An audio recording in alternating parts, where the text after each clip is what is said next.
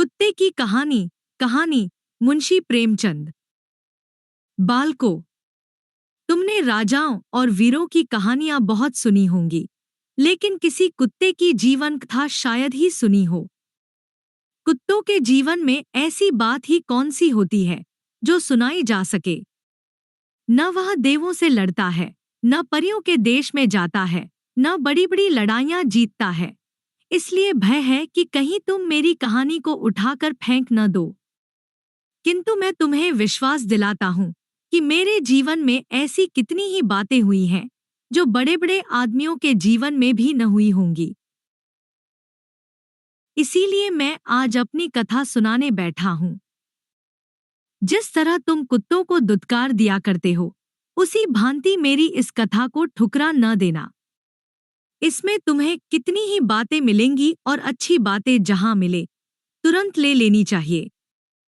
जब मेरा जन्म हुआ तो मेरी आंखें और कान बंद थे, इसलिए नहीं कह सकता कि बाजे गाजे बजे या नहीं, गाना बजाना हुआ या नहीं। मुझे तो कुछ सुनाई नहीं दिया। हाँ, जिस बिछावन पर मैं लेटा था वह रुई की भांति नर्म था। सर्दी जरा भी न लगती थी। मैं दिल में समझ रहा था कि किसी बड़े घर में मेरा जन्म हुआ है, लेकिन जब आंखें खुली तो मैंने देखा कि एक भाड़ की राख में अपनी माता की छाती से चिपटा हुआ पड़ा हूं। हम 4 भाई थे, 3 लाल थे। मैं काला था, उस पर सबसे छोटा और सबसे कमजोर। माता भी हम लोगों के पास कम रहती थी।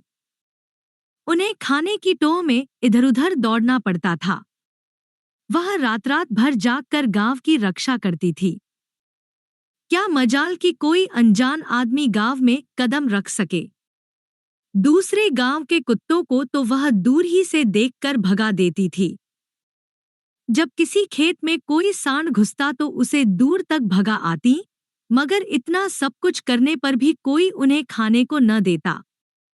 बेचारी पेट की आग से जला करती थी। उस पर हम लोगों की चिंता उन्हें और मार डालती थी। इसीलिए जब भूख सताती तो कभी कभी वह चोरी से घरों में घुस जाती और खाने की जो चीज मिल जाती लेकर निकल भागती। उन्हें देखते ही लोग मारने दौड़ते और घरों के द्वार बंद कर लेते। एक दिन बड़ी ठंड पड़ी, बादल छा गए और हवा चलने लगी। हमारे 2 भाई ठंड न सह सके और मर गए। हम 2 ही रह गए।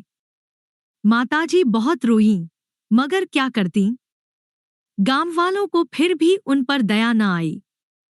आदमी इतने मतलबी और बेदर्द होते हैं, यह मैंने पहली बार देखा। एक दिन गांव में उत्सव था। एक बनिए के यहाँ ब्राह्मण भोज था। सैकड़ों आदमी जमा थे। पूरियां बन रही थी। माताजी बार बार उधर जाती, पर दुत्कार पाकर भाग आती थी।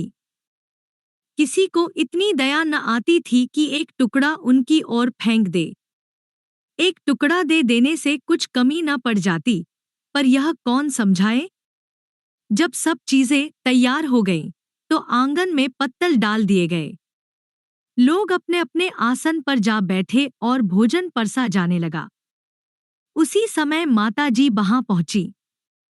माताजी भागी नहीं, पूंछ हिलाने लगी और वहीं बैठ गई। वह आदमी जब किसी काम से भीतर चला गया तो माताजी भी दबे पांव दालान में जा पहुंची। उन्हें देखकर चारों तरफ से धत-धत का ऐसा कोलाहल मचा कि माताजी घबरा गईं। 2-3 आदमी डंडे लेकर दौड़े। माताजी को अगर दालान से निकल जाने का रास्ता मिलता तो वह उधर से बाहर निकल जाती, लेकिन उधर लोग डंडे लिए खड़े थे। इसलिए माताजी बैठे हुए आदमियों के बीच से होकर मोरी के रास्ते बाहर निकल आईं। मगर तमाशा तो देखिए कि माताजी के बाहर निकलते ही भोजन करने वाले भी उठ खड़े हुए। जानते हो क्यों? माताजी के उधर से निकलने के कारण भोजन भ्रष्ट हो गया। विचार होने लगा कि क्या किया जाए। बेचारा बनिया फूट फूट कर रोने लगा। कुछ लोग कहते थे, इसमें दोष ही क्या है। कुतिया ने पत्तलों में मुंह तो डाला नहीं, छूने से क्या होता है। किंतु जो बहुत कुलीन थे, वे कुतिया का बीच से निकल जाना ही भोजन को भ्रष्ट करने के लिए काफी समझते थे। आखिर इन्हीं कुलीनों की जीत हुई और सारा भोजन गरीबों में बांट दिया गया। उस दिन माता जी ने खूब पेट भर खाया। ऐसा सुख उन्हें जीवन में कभी न मिला था। लेकिन उस बेचारी के भाग्य में सुख लिखा ही न था। भोजन करके जरा लेटी ही थी कि बनिया डंडा लिए आ पहुंचा और लगा पीटने। माता जी को भागने का अवसर न मिला। जोर जोर से चिल्लाने लगी। उनका विलाप सुन पत्थर भी पसीज जाता, पर उस निर्दयी को जरा भी दया नहीं आई। मैं मन में कुढ़ रहा था, अपना कुछ वश होता तो बनिए राम को इस बेदर्दी का मजा चखा देता। लेकिन जरा सा बच्चा क्या करता। बस यह विलाप सुनकर कुछ लोग जमा हो गए और समझाने लगे, जाने दो भाई, भूख में तो आदमियों बुद्धि भी भ्रष्ट हो जाती है, यह तो पशु है। इसे क्या मालूम किसका फायदा हो रहा है, किसका नुकसान। अब तो जो हो गया सो हो गया, इसे मारकर क्या पाओगे। बनिए के चित्त में यह बात बैठ गई और माता जी की जान छूटी। उसी दिन शाम को एक बटोही गांव में आकर ठहरा। उसने एक पेड़ के नीचे उपले जलाए और हांडी में दाल चढ़ाकर आटा गूंधने लगा। आटा गूंद चुकने पर उसने हांडी उतार दी और सामने के कुएं पर पानी लेने चला गया। गूंधा आटा पत्तल पर रखा हुआ था। इतने में माताजी घूमती हुई वहां पहुंच गईं और शायद यह समझकर कि आटे का कोई मालिक नहीं, वह खाने लगी। मुसाफिर ने कुएं पर से ही धत-धत करना शुरू किया, लेकिन माताजी ने फिर भी न देखा। बेचारा माथे पर हाथ धरकर रोने लगा। आज 3 दिनों का भूखा, थका मांदा, उस पर भगवान की यह लीला। 2-3 आदमियों ने समझाया, भाई तुम्हारा तो 4-6 आने का नुकसान हुआ, कल तो इसने हजारों पर पानी फेर दिया। मुसाफिर ने कहा, मैं क्या जानता था कि चांडालिन घात में बैठी हुई है। बूढ़े चौधरी बोले, जान पड़ता है आज का तुम्हारा भोजन उसी के भाग्य में था। मसल है शाह की मुहर आने आने पर, खुदा की मुहर है दाने दाने पर, फिर से बनाकर खा लो। बेचारे मुसाफिर ने फिर से चौका लगाया और भोजन बनाने लगा। चौधरी वहीं बैठे रहे। मुसाफिर ने पूछा, बाबा मैं आपकी उस कहावत का मतलब नहीं समझा, जरा समझा दीजिए। चौधरी बोले, एक फकीर यही कहकर सबके दरवाजे पर भीख मांगता फिरता था, शाह की मुहर आने आने पर, खुदा की मुहर दाने दो पर। एक मंचले रईस ने उस फकीर से कहा, साईं यह बात समझ में नहीं आती, भला दानों पर कैसी मुहर। साईं ने कहा, नहीं बेटा, खुदा जिसको जो दाना देना चाहेगा वही पा सकता है, दूसरा हरगिज नहीं पा सकता। इसकी जब चाहो तब परीक्षा कर सकते हो। रईस ने कहा, लीजिए मैं अभी परीक्षा लेता हूं। अगर यह बात सच निकली तो मैं आपका गुलाम हो जाऊंगा। रईस ने ज्वार का एक दाना हाथ में लिया और कहा, देखिए मैं इसे अपने मुंह में डालता हूं। अगर खुदा की इस पर मुहर है, किसी और को दे दे। यह कहकर उसने दाने को अपने मुंह में फेंका, पर दाना मुंह में न जाकर जमीन पर गिर पड़ा और एक चिड़िया उठाकर ले गई। रईस भौंचक्का सा रह गया। बस आप भी याद रखिए कि न तो कोई किसी को खिलाता है और न किसी का खाता है, सबको खिलाने वाला ईश्वर है। जब हम दोनों भाई जरा बड़े हुए तो लड़कों ने हमें खिलाना शुरू किया। मैं बहुत खूबसूरत था। मुझे एक पंडित जी का एक लड़का पकड़ लाया। मेरे भाई को एक चफाली का लड़का पकड़ ले गया। मैं पंडित जी के घर पलने लगा। मेरा भाई डफाली के घर। उसे जकिया कहते थे और मुझे कल्लू। जाड़े का मौसम था। जब सब लड़के धूप में जमा हो जाते तो हमें गोद में ले लेते और चूमते। कोई कहता हमारा बच्चा है। कोई कहता हमारा मुन्ना है। कोई लड़का एक कान पकड़कर उठाता और कहता देखो भाई, चोर है या सांप। जब तक कान दर्द न करते मैं न बोलता। बस सब कहने लगे फेंको फेंको, चोर है। मगर जब कान दुखने से चिल्ला उठता तो सब साह कहकर हंस पड़ते। प्रायः यह खेल सैकड़ों बार होता। कोई हमारे अगले पैरों को उठाकर कहता मुरा मुन्ना 2 पैर से चलता है। यूं चलाए जाने से हमारे पैर दर्द करने लगते थे। पर करते क्या? कभी कभी छोटे बड़े लड़के छोटे बच्चों को मेरी पीठ पर बिठाकर कहते मेरा लल्लू हाथी पर बैठा है। भला मैं उन लड़कों का बोझ क्या उठाता। जब चिल्लाने लगता तो जान बचती। कोई कोई लड़के तो मेरे गले में रस्सी बांधकर दौड़ाते। भला मैं उनके बराबर कैसे दौड़ता। लेकिन वे अपनी धुन में मुझे घसीटते हुए ले जाते थे। इससे सारा बदन दुखने लगता था। मगर मुझ गरीब का वहां कौन मददगार बैठा था। कभी कभी लड़के मुझे पास वाले गड्ढे में डाल देते और मेरी तैराकी का तमाशा देखते। जब मैं बाहर निकलने के लिए छटपटाने लगता तो लड़के हंस हंस कर कहते देखो कल्लू कैसा तैरता है। उस समय मैं डूबने डूबने को हो जाता था। पांव जोर जोर से चलाता हुआ किसी तरह किनारे आ जाता और मारे ठंड के कांपने लगता। जब धूप लगने से देह में कुछ गर्मी आती तो कोई शैतान लड़का बोल उठता अब की मेरी बारी है। सुनते ही मेरी जान सी निकल जाती। मगर भागकर जाता कहाँ? कोई फिर पानी में डाल देता। क्या बतलाऊं कि उस समय किसना गुस्सा आता। बार बार यही जी में आ जाता था कि कोई इन दुष्टों को भी इसी तरह डुबकियां देता तो इनकी आंखें खुलती। हम दोनों में से सुखी तो एक भी न था, पर ज़किया की दशा मेरी दशा से अच्छी थी। पंडित जी के यहाँ मुझे रूखा सूखा भोजन मिलता था और वह भी बहुत कम, इसलिए मुझे दूसरे द्वारों का चक्कर लगाना पड़ता था।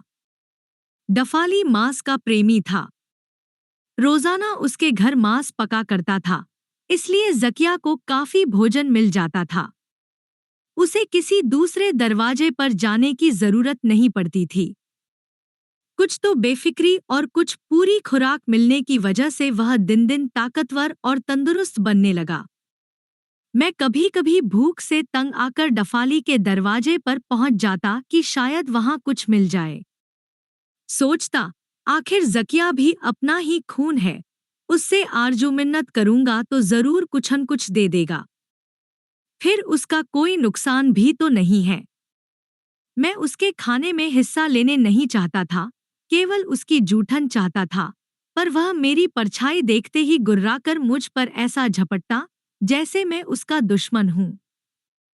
वह था मुझसे ताकतवर, इसलिए मैं उसका सामना न कर सकता था। वह दांतों से मुझे खूब काटता और नीचे गिराकर पेजों से खसोटता। जब मैं जोर से चिल्लाने लगता और पूंछ सिकोड़ लेता, तब कहीं जान बचती थी। उठकर ज्यों ही भागना चाहता कि डफाली कह उठता, पंडित का भग्गू कुत्ता वह भागा। वह भागा, इस पर मुझे बहुत ग्लानि होती थी। मैं फिर जाकर ज़किया से उलझ पड़ता और इतनी मुस्तैदी देखकर देखने वाले कहते, वाह कल्लू, वाह, शाबाश। इससे तबीयत और भड़क जाती थी और भी जोर लगाता, लेकिन आज मुझे भागना ही पड़ता था। तब सब तालियां बजाकर मुझ पर हंसने लगते। जोश ठंडा होने पर देखता तो लहूलुहान हो गया हूं। महीनों में जाकर कहीं घाव अच्छे होते थे। घाव अच्छा होने पर यही भी चाहता कि चलकर ज़किया को पछाड़ूं और पंडित जी की बदनामी मिटाऊं, मगर अपनी हालत देखकर रह जाता। एक दिन मैं जान पर खेलकर ज़किया से उलझ पड़ा। वह भी पूरे जोश के साथ मुझसे लड़ने लगा। संयोग से पंडित जी भी वहां पहुंच गए। उनके पहुंचते ही और लोगों ने कहा, कल्लू भग्गू कुत्ता है, कभी भी ज़किया का सामना नहीं कर सकता। इस पर मैंने देखा कि पंडित जी का चेहरा फीका पड़ गया है। तब तो मैंने निश्चय कर लिया कि आज चाहे जान रहे या जाए, मगर जकिया को जरूर पछाड़ूंगा। कुछ ऐसे जीवट से लड़ा और ऐसे दांवपेंच खेला कि बच्चे जकिया को छठी का दूध याद आ गया। देखने वाले कहने लगे कि भाई, आज तो कल्लू ने कमाल कर दिया। ठीक है, मालिक को देखकर उसकी छाती बढ़ती है। जकिया डफाली को देख देख कर ही इसे रोज पछाड़ता था। आज पंडित जी को देखकर कल्लू ने नीचा दिखाया। मैंने देखा, पंडित जी का चेहरा उस समय खिल उठा था। मोनो मैंने उनकी लज्जा रख ली। अब उन्होंने मेरी खुराक कुछ बढ़ा दी। उधर जकिया पर डफाली और भी तवज्जह करने लगा। एक दिन की बात है कि माता जी डफाली के दरवाजे पर पहुंच गईं। उस समय जकिया वहां मौजूद न था। डफाली ने माता जी की दीन दशा देखकर एक टुकड़ा फेंक दिया। ज्यों ही माता जी टुकड़ा उठाने को आगे बढ़ी कि जकिया पहुंच गया और माता जी पर टूट ही तो पड़ा। संयोग से वहीं पर मैं भी पहुंच गया।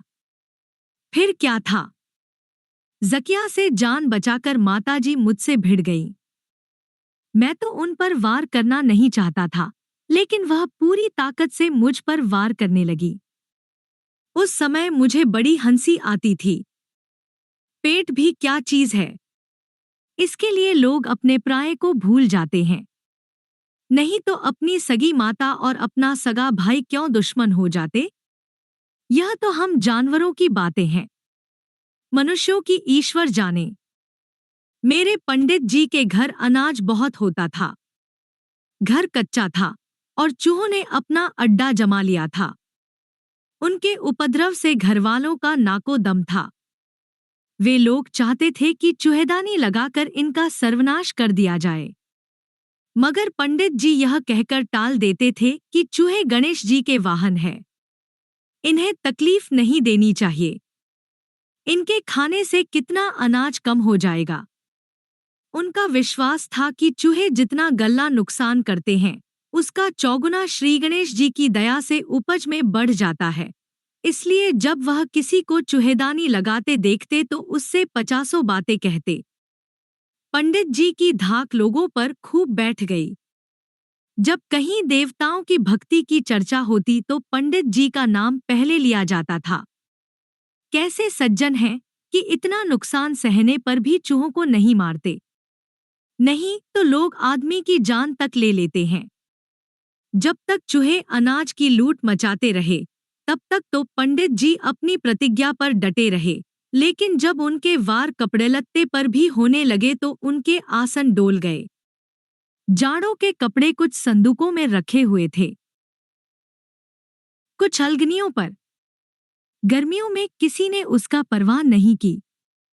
बरसात में जब उन्हें धूप में डालने के लिए निकाला गया तो सारे कपड़े कुतरे पड़े थे।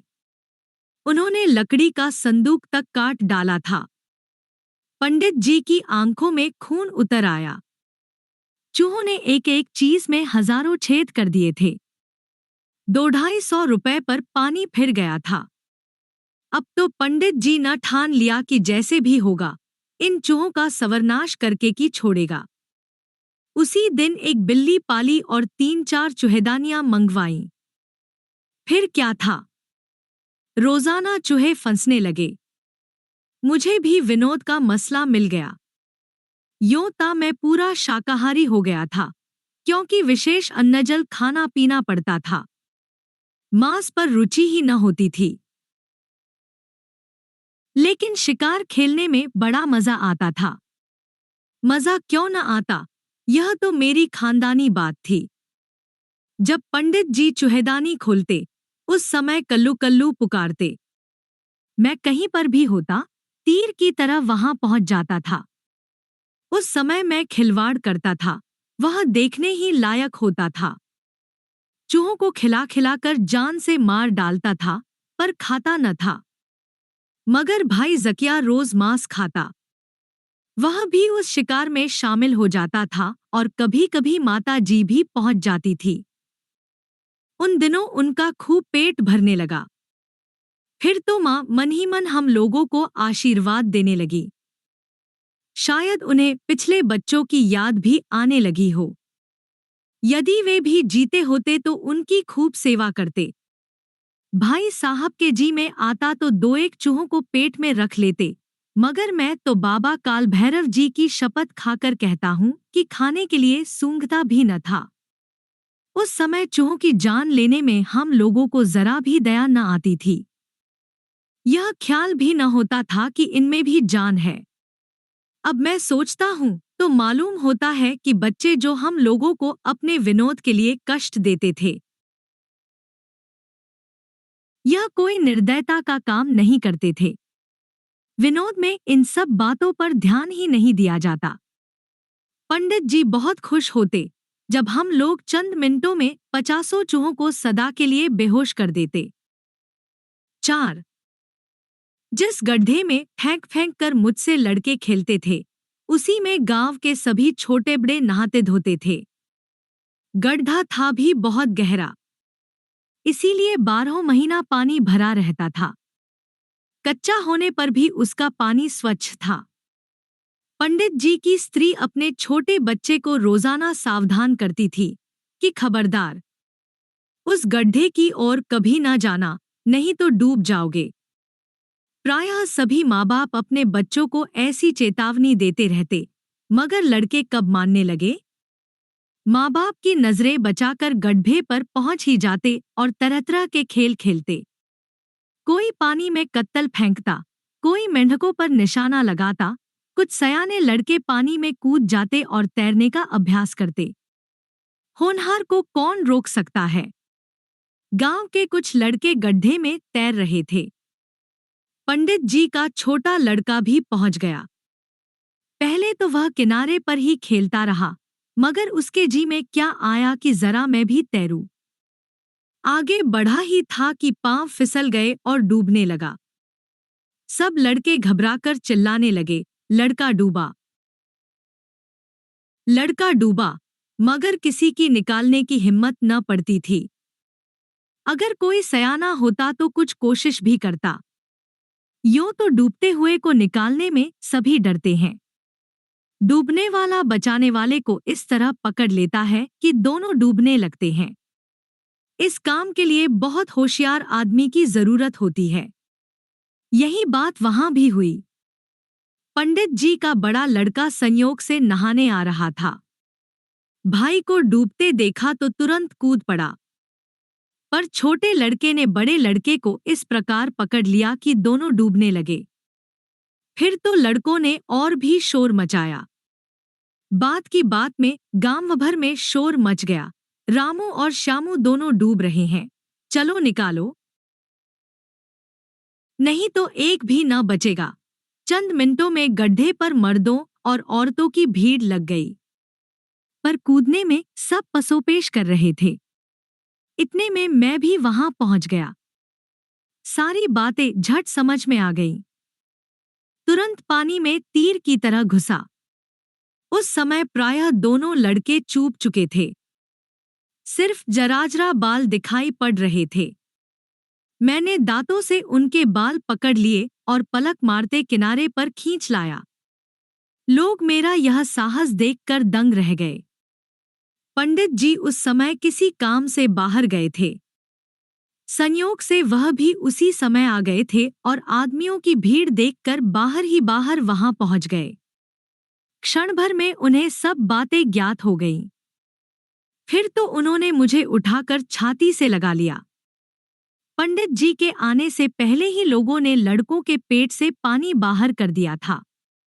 वे स्वस्थ हो गए थे। अब तो गांव भर में मेरी खूब तारीफ होने लगी, यह कुत्ता पूर्वजन्म का कोई देवता है। किसी बात से चुका और कुत्ते का जन्म पा गया। कोई कहता, नहीं, पर इस पर भैरवनाथ का अवतार है। देवताओं की इच्छा ही तो है, जिस पर रीछ जाएं। उस दिन से पंडित जी मुझे अपनी जान से अधिक प्यार करने लगे। अब मुझे पेट के लिए किसी दूसरे के दरवाजे पर नहीं जाना पड़ता था। उस समय जकिया भी वहां मौजूद था। उसकी मूर्खता तो देखिए, जिस समय लड़कों को निकालकर मैं बाहर आ रहा था, वह बड़े कर्कश स्वर में भौं भौं चिल्ला रहा था। इस पर कुछ लोगों ने उसे ठेले मार कर भगा दिया। ठीक ही था। कहाँ तो घबराए हुए लोग लड़कों की जान बचाने की कोशिश कर रहे थे, कहाँ यह व्यर्थ चिल्ला रहा था। डफाली उसकी यह हरकत देखकर चिढ़ गया। चिढ़ता क्यों ना? उसकी तो यह उम्मीद थी कि उसका कुत्ता कभी नाम करेगा। उसने उसे खिलाने पिलाने में कोई कसर न रखी थी, मगर वहां पर सबके मुंह से ज़किया के लिए दुर-दुर निकल रहा था। उसी दिन से न जाने क्यों वह मुझसे विशेष प्रेम करने लगा। जहां देखता, उठा लेता और घंटों तक मेरी गर्दन सहलाता। उस पर उसे मैं धन्यवाद देना चाहता था, पर सिवा पूंछ हिलाने के और क्या कर सकता था। अब उसकी आंख ज़किया की ओर से धीरे-धीरे फिरने लगी थी। मैं अपने भाई से वैर नहीं करना चाहता था, लेकिन ज़किया मेरी जान का दुश्मन हो गया। जहां देखता, मुझसे भिड़ जाता। मजबूत था ही, मुझे हार माननी पड़ती। अब पंडित जी जो कुछ लाते, उसमें अपने लड़कों की तरह मेरा भी हिस्सा लगाते। मैं भी हर वक्त पंडित जी के साथ ही साथ रहता था। वह किसी काम से बाहर जाते तो मुझे बहुत दुख होता। जब वह लौट कर आ जाते तो पूंछ हिला हिलाकर नाचने लगता। इससे शायद वह भी खिल उठते, क्योंकि उनके चेहरे पर प्रसन्नता की एक गहरी झलक दिखाई पड़ती थी। एक दिन पंडित जी के मटर के खेत में एक गडरिये की भेड़ें पड़ गईं। पंडित जी ने देखा तो उसे डांट दिया। कुछ दिनों बाद गडरिये ने फिर वही शरारत की। अब के पंडित जी ने डांट फटकार के बाद 2-3 थप्पड़ भी जमा दिए। मैंने समझा कि गडरिया अब ऐसी भूल न करेगा, मगर 2-3 दिन के बाद उसने फिर अपनी भेड़ें पंडित जी के खेत में डाल दी। उस दिन पंडित जी को बहुत गुस्सा आया। उन्होंने उसे जमीन पर पटककर लातों और घूंसों से खूब मारा। मैंने भी गुस्से में आकर उसे खूब काटा, नोचा। उस दिन तो गडरिया चला गया। दूसरे दिन से वह मेरी खोज में रहने लगा। मुझे पंडित जी के साथ देखता तो होंठ चबाकर रह जाता। मैं भी ताड़ गया था कि यह मुझे अकेला पाते ही अवश्य वार करेगा। इसलिए मैं पंडित जी का साथ कभी भूलकर भी न छोड़ता था। अब गडरिये की भेड़ें पंडित जी के खेत में कभी न पड़ती थी। गडरिया अब बदला लेने पर तुला हुआ था। एक दिन की बात सुनो। पंडित जी की ईख की खेती बहुत अच्छी थी। गांव वाले अक्सर कहा करते थे कि इस साल पंडित जी सबसे बाजी मार ले जाएंगे। गडरिये ने सोचा, इस खेत में आग लगा दो, सारी कसर निकल जाएगी। आधी रात के समय खेत पर पहुंच ही तो गया। बच्चू यह नहीं जानता था कि यहाँ पर भी मेरा ही पहरा रहता था। ज्यों ही आग की चिंगारी ईख में फेंककर उसने भागने का विचार किया कि मैंने झपटकर उसके पांव पकड़ लिए। वह अचकचाकर गिर पड़ा। क्यों न गिर पड़ता, चोरों का कलेजा ही कितना। बच्चू ने भागने की बहुत कोशिश की, मगर एक न चली। खैरियत यह थी कि खेत गांव से थोड़ी ही दूरी पर था। एकाएक ज्वाला उठी तो गांव वाले चटपट पहुंच गए। मुझे गडरिये का पैर पकड़े देखकर लोग समझ गए कि यह इसी की बदमाशी है। जो आता, गडरिये की पूजा, पिटाई करके ही आग बुझाने जाता। उस बदमाश की ऐसी मरम्मत हुई कि मरने को हो गया। इतने पर भी लोगों को संतोष न हुआ। सलाह हुई कि इसे थाने ले चलो, मगर पंडित जी ने उसे यूं ही छोड़ दिया। लोगों से कहा, जब तक ईश्वर न बिगाड़ेगा, आदमी कुछ नहीं कर सकता। मसल हैजा को राखे साइयां मार सकी है कोई। गांव वालों को पंडित जी के इस व्यवहार पर बड़ा आश्चर्य हुआ, क्योंकि ऐसी दशा में उसे पूरा दंड दिलाए बिना कोई भी न छोड़ता। मैं तो कहता हूँ कि यदि सब ईख जल गई होती और गडरिया पकड़ लिया जाता तो पंडित जी जीता न छोड़ते, मगर यहाँ तो दयालुता का सिक्का जमाना था। क्यों न क्षमा कर जाते।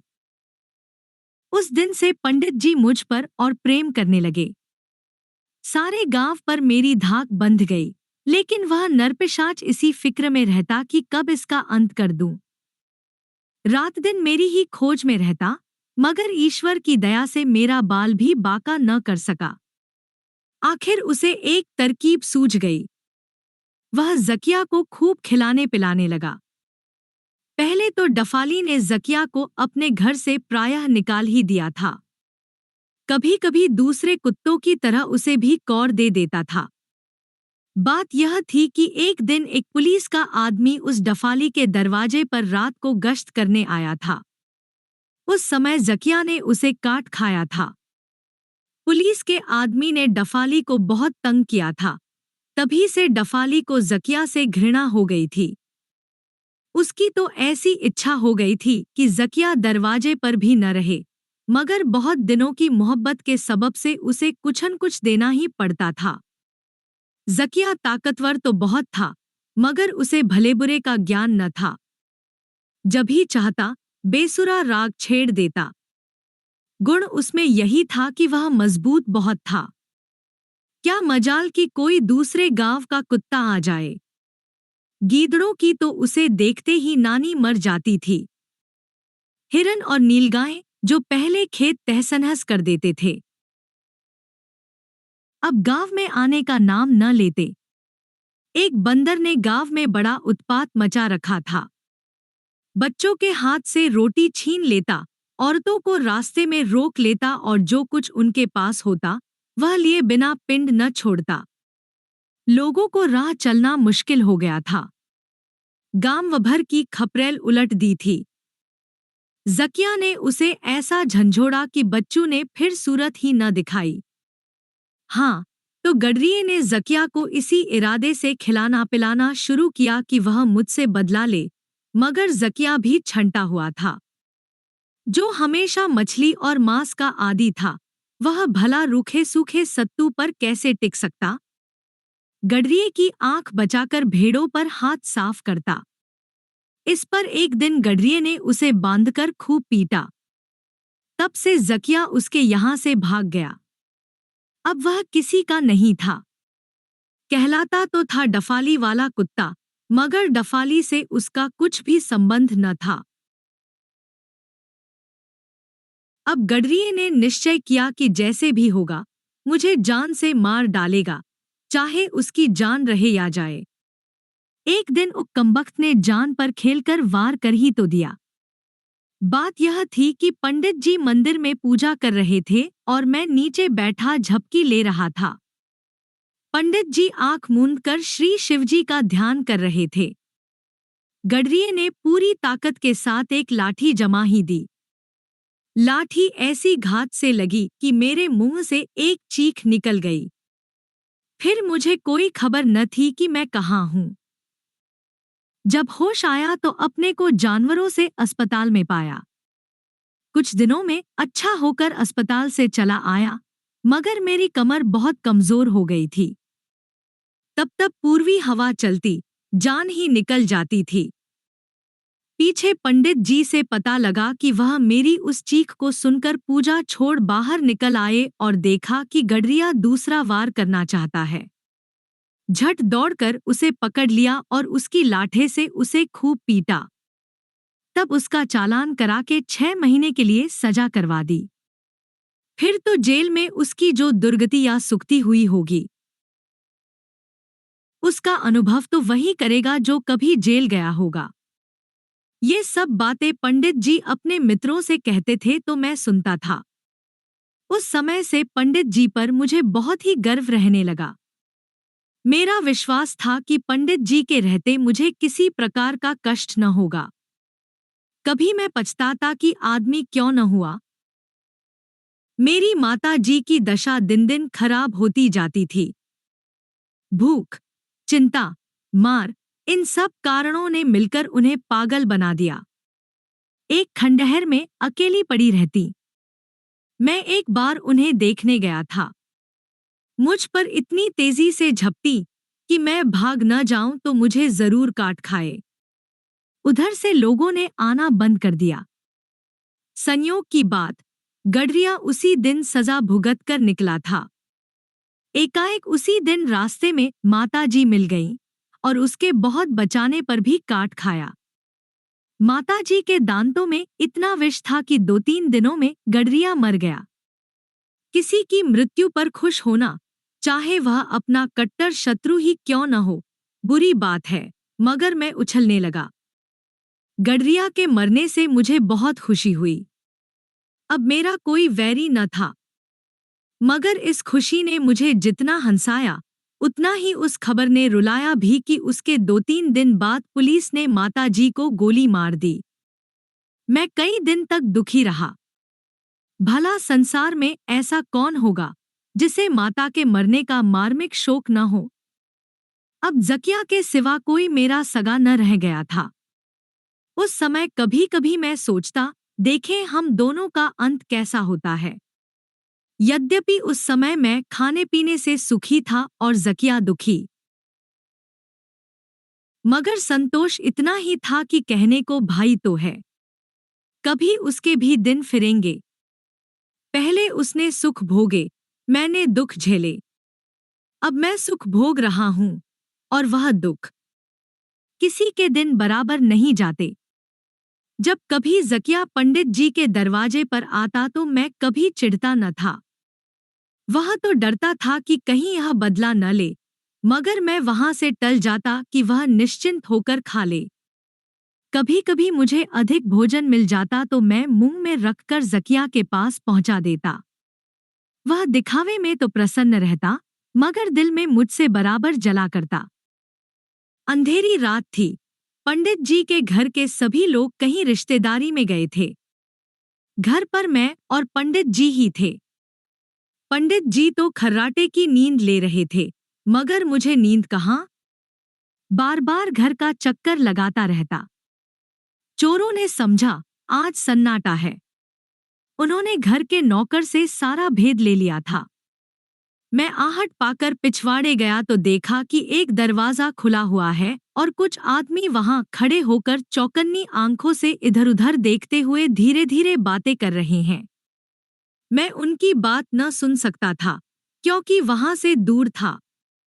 थोड़ी देर में देखा, कोई भीतर से थाली लोटा, संदूक वगैरह निकाल निकाल कर बाहर के आदमियों को दे रहा है। अब तो सब बातें मेरी समझ में आ गईं। मैं बड़े जोरों से भौंकने लगा। इस पर चोरों ने मुझ पर ढेले फेंकने शुरू किए, मगर मुझे उन ढेलों की चिंता न थी। स्वामी का घर लुटा जा रहा है, भला यह कैसे देखा जाता। दौड़ता हुआ बरामदे में पंडित जी के पास गया और उनकी चादर दांतों से खींचने लगा। इस पर उन्होंने मुझे 2-3 लातें जमा ही तो दी, पर मैं बाज न आया। फिर चादर खींची और जोर जोर से भौंकने लगा। तब पंडित जी की नींद खुल गई। अब उनको किस तरह समझाऊं कि तुम्हारा घर लूटा जा रहा है। बार बार पिछवाड़े जाता और उनके सामने आकर जोरों से भौंकने लगता। इससे मेरी यही मंशा थी कि पंडित जी पिछवाड़े चलकर देखें कि उनका घर लुटा जा रहा है और उसके बचाने का प्रयत्न करें। मेरी चुस्ती से चोरों की हिम्मत न पड़ती थी कि सामान लेकर भाग निकलें। मैं रास्ता रोके हुए था। दूसरे, सवेरा होने में थोड़ी ही कसर थी, इसलिए सब मालसबाब उसी पसवाले गड्ढे में डुबोते जाते थे। उनकी मंशा शायद यही थी कि दूसरी रात में सब मालसबाब उठा ले जाएंगे। भला गड्ढे के अंदर कौन ढूंढने जाता है। मुझे बार बार गुस्सा आता था कि पंडित जी की बुद्धि पर आज पत्थर क्यों पड़ गया है। वह मेरे इशारे क्यों नहीं समझ रहे हैं। संतोष यही था कि माल अभी बाहर नहीं गया था। आखिर मुझे एक उपाय सूझ गया। पलंग के नीचे पंडित जी की लाठी पड़ी थी। उसे मैंने मुंह में उठा लिया और पिछवाड़े की तरफ बढ़ा। अब पंडित जी मेरा इशारा समझ गए। तुरंत लाठी लेकर पिछवाड़े पहुंचे तो देखते हैं कि चोर सारा मालसबाब उठाए लिए जा रहे हैं। बुरी तरह घबरा उठे।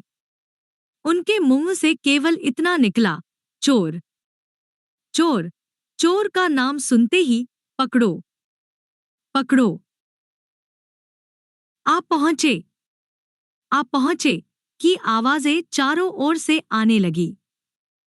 दंभर में गांव के सब लोट लाठियां ले लेकर इकट्ठे हो गए, मगर चोरों का पता नहीं था। अब यह फिक्र हुई कि चोर क्या क्या ले गए। पंडित जी के तो होशहवास ही ठिकाने न थे।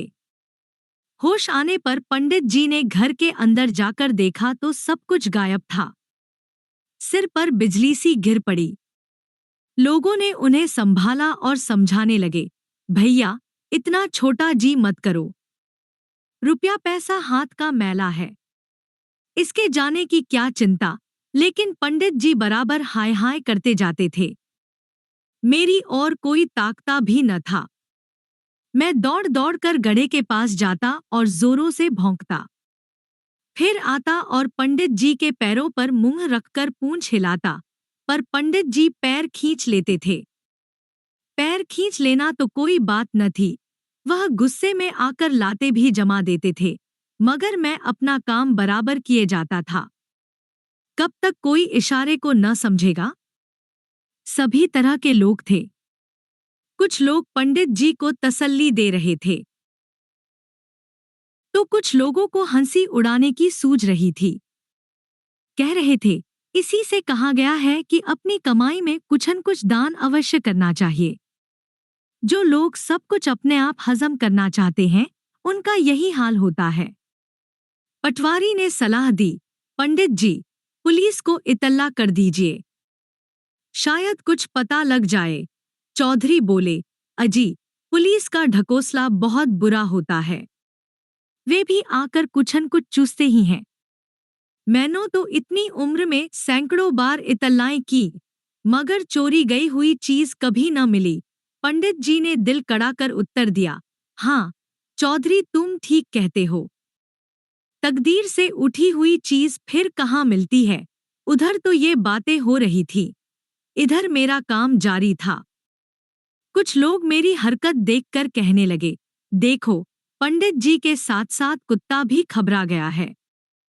पंडित जी समझदार होने के कारण शांत है, मगर यह बेसमझ कुत्ता बौखला उठा है। ये बातें सुनकर मुझे उन पर हंसी आती थी। बेसमझ ये सब है कि मैं घंटों से इशारे कर रहा हूं, पर किसी की समझ में बात नहीं आती। फिर भी अपने को समझदार कहते हैं। क्या कहूं? कहीं मैं भी आदमी दोता तो दिखा देता। एकाएक मुझे एक उपाय सूझ गया। मैं भीड़ को चीरता हुआ पानी में कूद पड़ा और एकदम नीचे घुसकर तह तक पहुंच गया। संयोग से एक करोटी मुंह में आ गई। उसे लेकर बाहर निकला तो मेरी बात सबकी समझ में आ गई। फिर क्या था, कई आदमी पानी में कूद पड़े और थोड़ी देर में सब सामान मिल गया। पंडित जी इतने खुश हुए कि मुझे बार बार उठा उठाकर छाती से लगाने लगे। सब यही करते थे कि कुत्ते में ऐसी समझ बहुत कम देखने में आई है। जरूर यह पूर्वजन्म का कोई विद्वान रहा होगा, किसी पाप का प्रायश्चित करने के लिए इस योनि में आया है। एक महाशय बोले, पुराने जमाने में जानवर आदमी की तरह बातें करते थे और आदमियों की बातें समझ भी जाते थे। इस पर चौधरी बोले, बिल्कुल सत्य कहते हो भाई। रामायण में लिखा है, एक कुत्ते ने श्री रामचंद्र जी से अपनी कहानी कही थी। एक दिन श्री रामचंद्र जी का दरबार लगा हुआ था। छोटे बड़े, अमीर गरीब सब जी खोलकर अपना अपना हाल सुना रहे थे। इतने में एक कुत्ता भी आ पहुंचा और हाथ जोड़कर सामने खड़ा हो गया। श्री रामचंद्र जी ने पूछा, तू क्या कहना चाहता है? कुत्ते ने कहा, भगवन, आज मेरे जीवन का अंतिम दिन है, इसलिए उचित समझता हूं कि आपके सम्मुख आपकी प्रजा को अपने अनुभव की कुछ बातें समझा दूं, जिससे वे अपने अपने जीवन में बहुत सी बुराइयों से बच जाएं। कुत्ते की यह ज्ञान से भरी बातें सुनकर सब लोग चकित हो गए। दरबार में सन्नाटा छा गया। श्री रामचंद्र जी बोले, तुम्हारा यह विचार सराहने योग्य है। अगर सभी लोग इस तरह के ज्ञानोपदेश किया करें, तो मनुष्य का उससे बड़ा उपकार हो सकता है। पहले तुम बताओ कि तुमने यह कैसे जाना कि तुम आज ही मर जाओगे? कुत्ते ने उत्तर दिया, महाराज, यह तो मैं नहीं बतलाना चाहता था, लेकिन जब आपने पूछा है तो मुझे बतलाना ही पड़ेगा। मेरा विश्वास है जो जैसा करता है वैसा ही फल भोगता है। आप कृपा कर गुण नामक ब्राह्मण के लड़के को बुलाकर पूछिए कि उसने आज मुझ निरपराध को क्यों लाठी से मारा। अब हुक्म हो तो मैं बैठ जाऊं और बैठकर बातें करूं, क्योंकि मेरी कमर टूट गई है और अब मैं खड़ा नहीं रह सकता। चोट ऐसी गहरी पड़ी है कि जान पड़ता है आज ही मेरा अंत हो जाएगा। थोड़ी ही देर में सिपाहियों ने अपराधी लो लाकर खड़ा कर दिया। जब उससे पूछा गया कि तुमने कुत्ते को क्यों मारा तो उसने हाथ जोड़कर कहा, दीन बंधु, मैं अपनी राह चला जा रहा था। बीच रास्ते में यह कुत्ते बैठा था। मैंने इसे हटने के लिए कई बार कहा, मगर यह हटा नहीं। इस पर मुझे गुस्सा आया और मैंने एक लाठी तानकर जमा दी। श्री रामचंद्र जी ने पूछा, अगर यह कुत्ता रास्ते में बैठा था तो तुम किनारे से क्यों नहीं निकल गए? भगवन, मुझसे यह भूल हुई। श्री रामचंद्र जी, और गुस्सा भी आया तो लाठी इतने जोर से क्यों मारी कि इसकी कमर टूट गई? महाराज, मैं अपना अपराध स्वीकार करता हूँ। प्रभु जी जो दंड उचित समझें दें। श्री रामचंद्र जी ने कुत्ते से पूछा, तू इसे क्या दंड देना चाहता है? कुत्ते ने जवाब दिया, न्याय जो दंड दिलाए वह दिया जाए। श्री रामचंद्र जी, हम उसका फैसला तुम्हारे ऊपर छोड़ते हैं। कुत्ता, तो इसे एक हाथी पर बिठाकर घर भेज दिया जाए और नगर के राजमंदिर का महंत बना दिया जाए। यह सुनकर सब लोग अचंभे में आ गए। यह दंड है या पुरस्कार? श्री रामंच दर्जी भी यह रहस्य न समझ सके। पूछा, यह क्या बात है कि जिसने तुम्हारे साथ ऐसा व्यवहार किया उसे तुम यह पुरस्कार दे रहे हो? कुत्ता, भगवन, इसे पुरस्कार न समझिए, यह भयानक दंड है। यह ब्राह्मण बालक अच्छे आचरण का होता तो देवता हो जाता, मगर महंत होने पर यह कुत्ता होगा। श्री रामचंद्र जी, यह क्यों? कुत्ता, यही तो मुझ पर बीत चुकी है। वही कथा कहने के लिए तो मैं आपकी सेवा में आया हूँ। इसके पहले मेरा जन्म भी ब्राह्मण कुल में हुआ था। मेरे पिता भी एक मंदिर के महंत थे। जिस दिन कोई धनीमानी आदमी मंदिर में आने वाला होता, उस दिन तो ठाकुर जी खूब सजाए जाते, मगर जिस दिन कोई आने वाला न होता, उस दिन मंदिर का दरवाजा भी न खुलता। एक दिन ऐसा ही कोई रईस ठाकुर जी के दर्शन को आया था।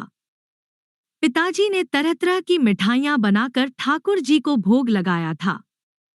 जब वह घर आए तो मैं रो रहा था। माताजी दूध और चावल गर्म कर रही थी।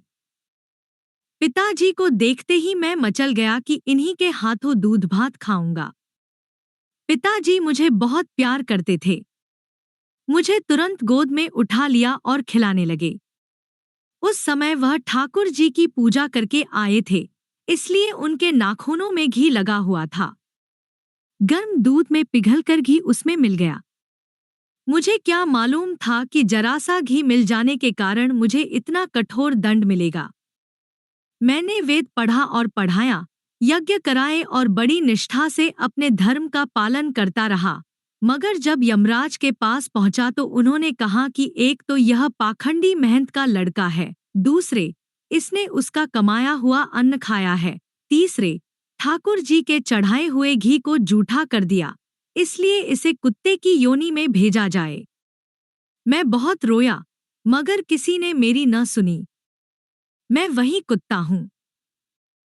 अतः आप लोग समझ सकते हैं कि मैंने दंड दिया या पुरस्कार। इतना कहकर कुत्ता बेहोश हो गया और ऐसा गिरा कि फिर न उठा। सवेरा हो रहा था। सब लोगों ने अपने अपने घर की राह ली। कुत्ते की वह कथा सुनकर मुझे अपनी दशा पर बहुत दुख हुआ। एक समय वह था कि पशुओं के साथ भी न्याय किया जाता था। एक समय यह है कि पशुओं की जान का कोई मूल्य ही नहीं। इसके साथ ही यह संतोष भी हुआ कि पशु होने पर भी मैं ऐसे धूर्त मेहनतों से तो अच्छा ही हूँ। पंडित जी उस दिन से मुझसे और भी स्नेह करने लगे। किसी से भेंट होती तो मेरी ही चर्चा करने लगते, यह कुत्ता नहीं, मेरे पूर्वजन्म की संतान है। उन्हीं दिनों गांव में कई जंगली सुअर आ गए। उनके उत्पात से सारे गांव में हाहाकार मच उठा। जिस खेत में वे घुस जाते, उसे बर्बाद ही करके छोड़ते। किसमें इतनी हिम्मत थी कि उनका सामना करता? शाम ही से रास्ता बंद हो जाता था। मेरे जी में तो यह उमंग आती थी कि एक बार जान पर खेलकर उन दुष्टों पर झपट पड़ूं। पर मेरी कमर अभी अच्छी न हुई थी। मैं भला उन भयंकर जंतुओं से क्या भिड़ता? लाचार था। हाँ, जकिया खूब मोटा ताजा था। वह हिम्मत करता तो एकाध को मारकर ही छोड़ता, पर वह एक ही कायर था। सुअरों की सूरत देखते ही कोसों भागता और जब समझ जाता कि यहाँ तक सुअर न आ सकेंगे तो गला फाड़ फाड़ कर चिल्लाता। सबसे बड़ा खेद तो यह था कि गांव में सैकड़ों आदमी थे, पर किसी में इतना साहस नहीं कि उन्हें ललकारे। कुत्तों को मारने में तो सभी शेर थे, पर सुअरों के सामने सबके सब बिल्ली बने हुए थे। आखिर एक दिन लोगों ने थाने में जाकर फरियाद की। थाने का सबसे बड़ा अफसर अच्छा शिकारी था। उसे खबर मिली तो एक दिन कई कुत्ते लेकर गांव आ पहुंचा। गांव के सब आदमी तमाशा देखने के लिए जमा हो गए। पंडित जी भी मुझे अपने साथ लेकर चले। उनका लड़का भी चलने को तैयार हुआ, पर पंडित जी ने उसे साथ ले चलना मंजूर न किया। बोले, वहां क्या मिठाई बंट रही है कि जाकर ले लोगे? कहीं सुअरों के सामने आ गए तो प्राण न बचेंगे। मैं तो गांव का मुखिया ठहरा, मजबूर हूं। तुम जानबूझकर कर क्यों अपनी जान जोखिम में डालते हो? यह बात सुनकर लड़का सहम उठा और साथ चलने का नाम न लिया। जब मैं साहब के समीप पहुंचा तो पहले मेरी निगाह उन कुत्तों पर पड़ी जो साहब के साथ आए हुए थे। वे सब एक गाड़ी पर बैठे हुए थे, जिसे लोग मोटर कहते थे। अपने उन भाग्यवान भाइयों को देखकर मैं गर्व से फूल उठा। मेरी जाति में भी ऐसे लोग हैं जो इतने बड़े अफसर के साथ मोटर में बैठते हैं। सबके सब किसने साफ सुथरे थे। यहाँ तो वर्षों से नहाने की नौबत नहीं आई थी। बालों में हजारों किल्लियां भरी हुई थी। मैं तो अपने भाइयों को देखकर आनंद से फूला न समाता था, और मूर्ख जकिया उन्हें देख देख कर ऐसा भों भों कर रहा था, मानो उसके लिए और कोई काम ही न था। गांव के लोग बराबर मना करते, डांटते, पत्थर मारते, पर वह किसी तरह चुप न होता था। मालूम नहीं उसके मन में क्या बात थी। क्या वह इतना भी नहीं समझता था कि ये लोग गांव का अहित करने नहीं आए हैं? नहीं तो क्या गांव में आदमी उन्हें मार न भगाते? इसके सिवा और क्या कहा जाए कि उसकी मूर्खता थी। मैंने अपनी जाति में यह बहुत बड़ा ऐब देखा है कि एक दूसरे दो देखकर ऐसा काट खाने को दौड़ते हैं, गोया उनके जानी दुश्मन हों। कभी कभी अपने उजड़ भाइयों को देखकर मुझे क्रोध आ जाता है, पर मैं जब्त कर लेता हूँ। मैंने पशुओं को देखा है ऐसे जो आपस में प्यार से मिलते हैं, एक साथ सोते हैं, कोई चू तक नहीं करता। मेरी जाति में यह बुराई कहाँ से आ गई कुछ समझ में नहीं आता। अनुमान से यह कह सकता हूँ कि यह बुराई हमने आदमियों से ही सीखी है। आदमियों ही में यह दस्तूर है कि भाई से भाई लड़ता है, बाप बेटे से, भाई बहन से। भाई एक दूसरे की गर्दन तक काट डालते हैं, बेटा बाप के खून का प्यासा हो जाता है, दोस्त दोस्त का गला काटता है, नौकर मालिक को धोखा देता है। हम तो आदमियों के ही सेवक हैं, उन्हीं के साथ रहते हैं। उनकी देखा देखी अगर यह बुराई हम में आ गई तो अचरज की कौन सी बात है।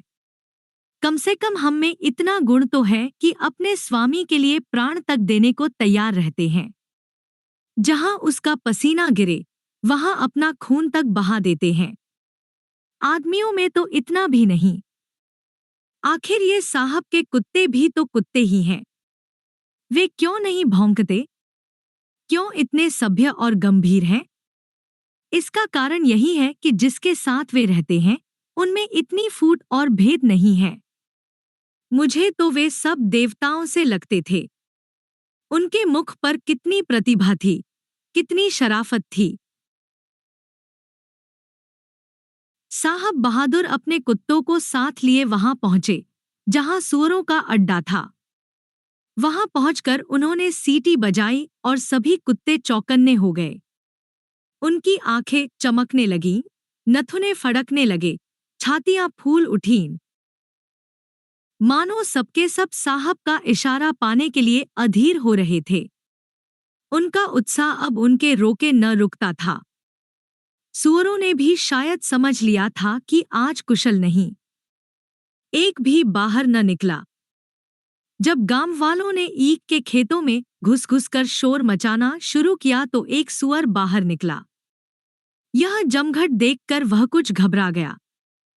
शायद देख रहा था कि किसी तरफ से भाग निकलने का मौका है या नहीं। एकाएक साहब के कुत्ते उस पर टूट ही पड़े। देखते देखते सूअर का काम तमाम हो गया। उनकी यह बहादुरी देखकर लोग वाह वाह करने लगे। मेरे मुंह से भी निकल गया, शाबाश भाइयों, सच्चे मर्द तुम ही हो। अब मेरे दिल में भी उमंग उठी। सोचा, एक न एक दिन मरना तो है ही।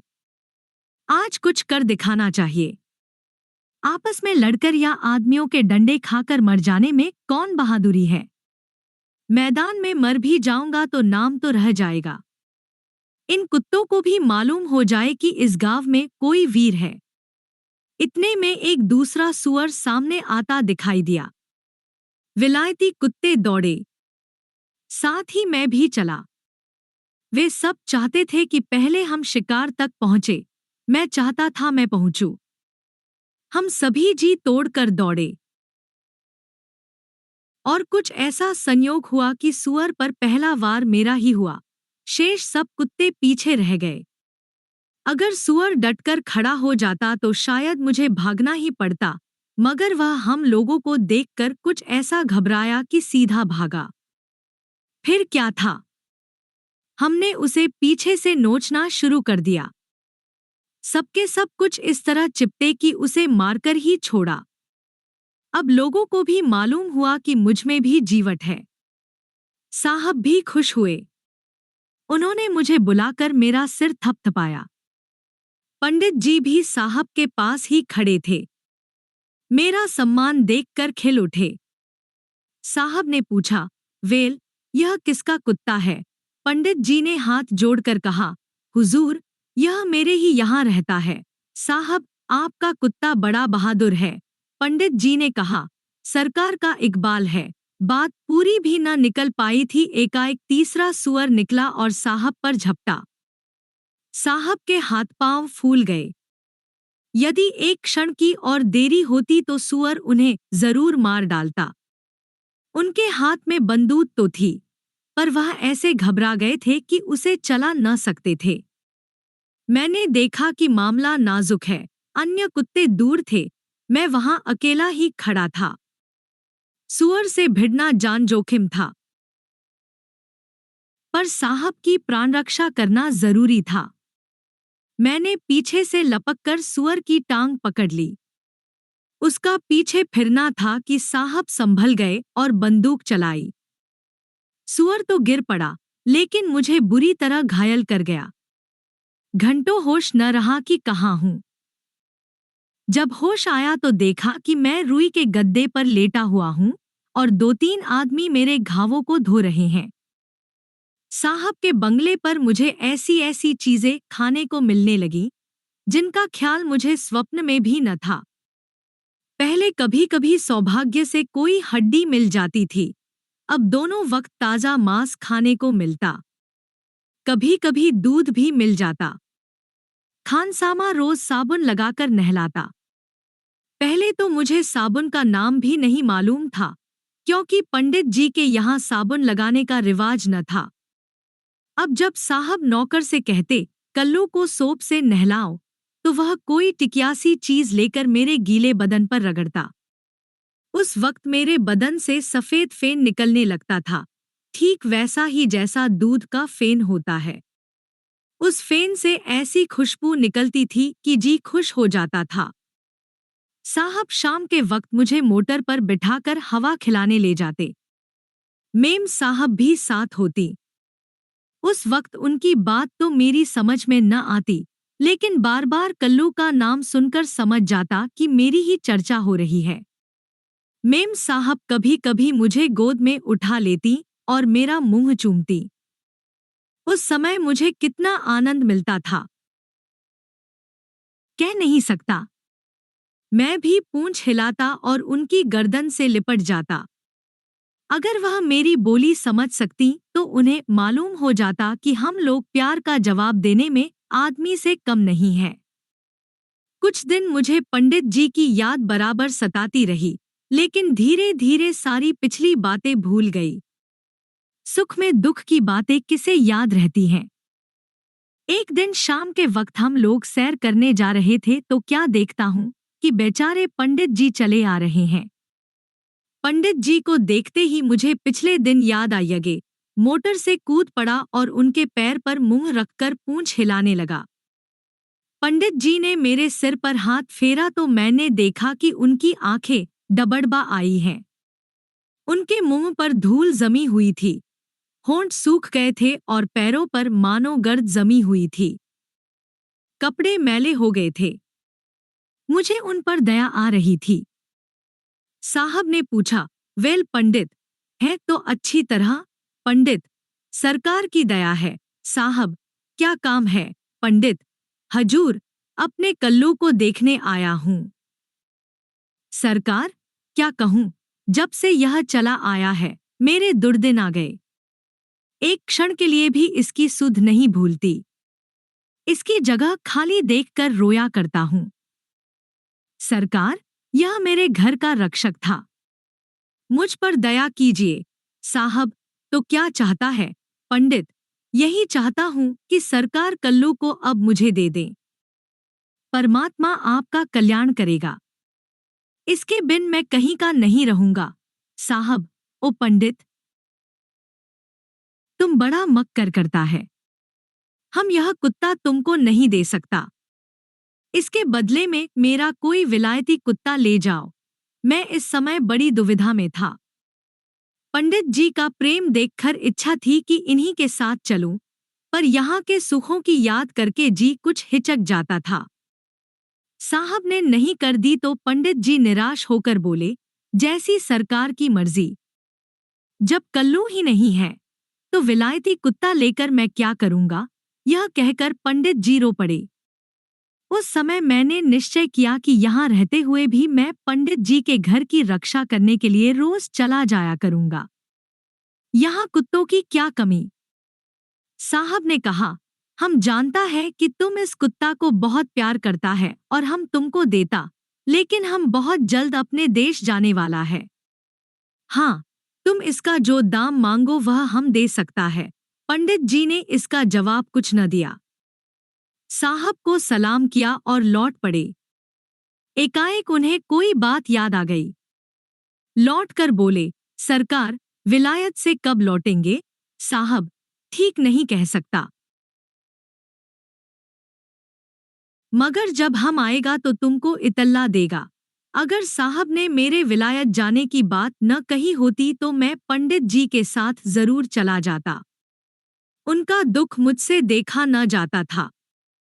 पंडित जी ने एक बार मुझे प्रेम भरी आंखों से देखा और चल पड़े। अब मुझसे न रहा गया।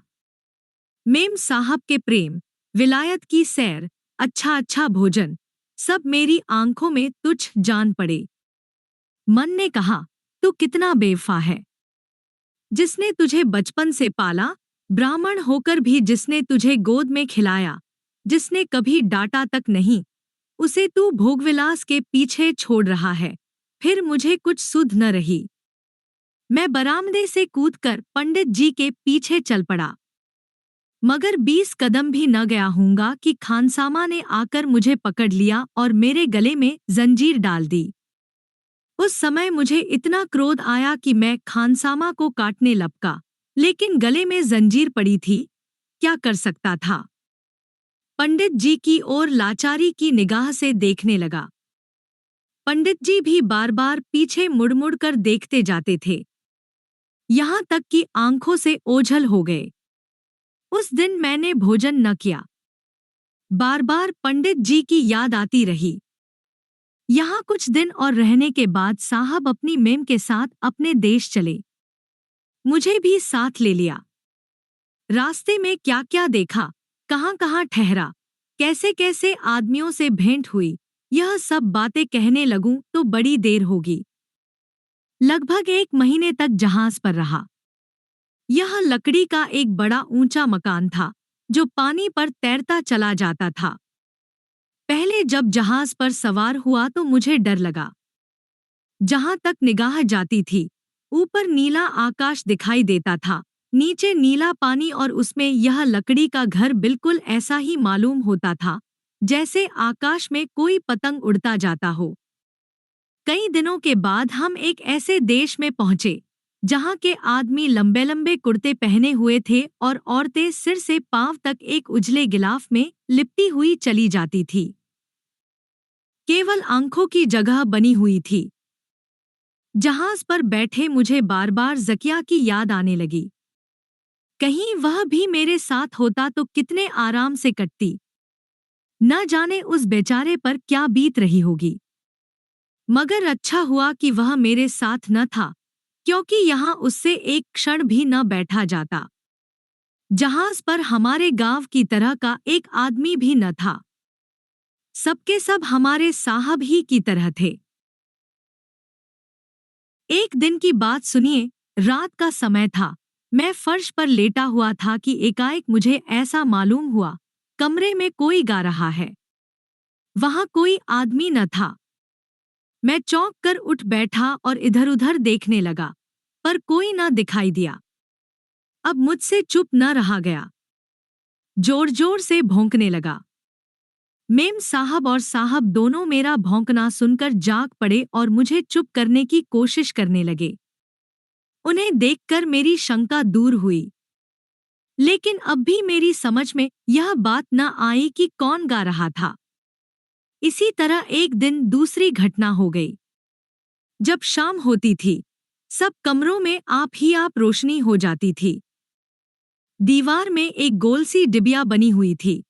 उस डिबिया में एक पीतल की घुंडी थी। कभी साहब और कभी मेम साहब उस घुंडी को छू देते थे।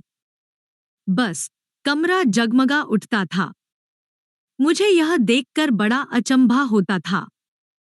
मैं सोचता, क्या मैं भी घुंडी छू दूं तो इसी तरह रोशनी हो जाएगी? अगर कहीं मैं रोशनी कर सकूं तो सब लोग कितने खुश होंगे। मैं घुंडी तक पहुंचूं कैसे? वह बहुत ऊंचाई पर थी। आखिर एक दिन मैंने उसको छूने की एक हिकमत निकाली। मैं दोनों पैरों पर खड़ा होकर एक पांव से उस घुंडी को छुआ। छूना था कि ऐसा मालूम हुआ, मेरे पांव में आग की चिंगारी लग गई और सारी देह में दौड़ गई। मैं कुर्सी से नीचे गिर पड़ा और चिल्लाता हुआ भागा। थोड़ी देर के बाद जब जरा चित्त शांत हुआ तो मैं सोचने लगा कि इस घुंडी में जरूर कोई न कोई जादू है। साहब या मेम साहब छुएंगे तो उन्हें भी ऐसी चोट लगेगी। मैंने निश्चय किया, उन्हें किसी तरह न छूने दूंगा। जब अंधेरा हो गया और साहब घुंडी की तरफ चले तो मैं उनके सामने खड़ा हो गया।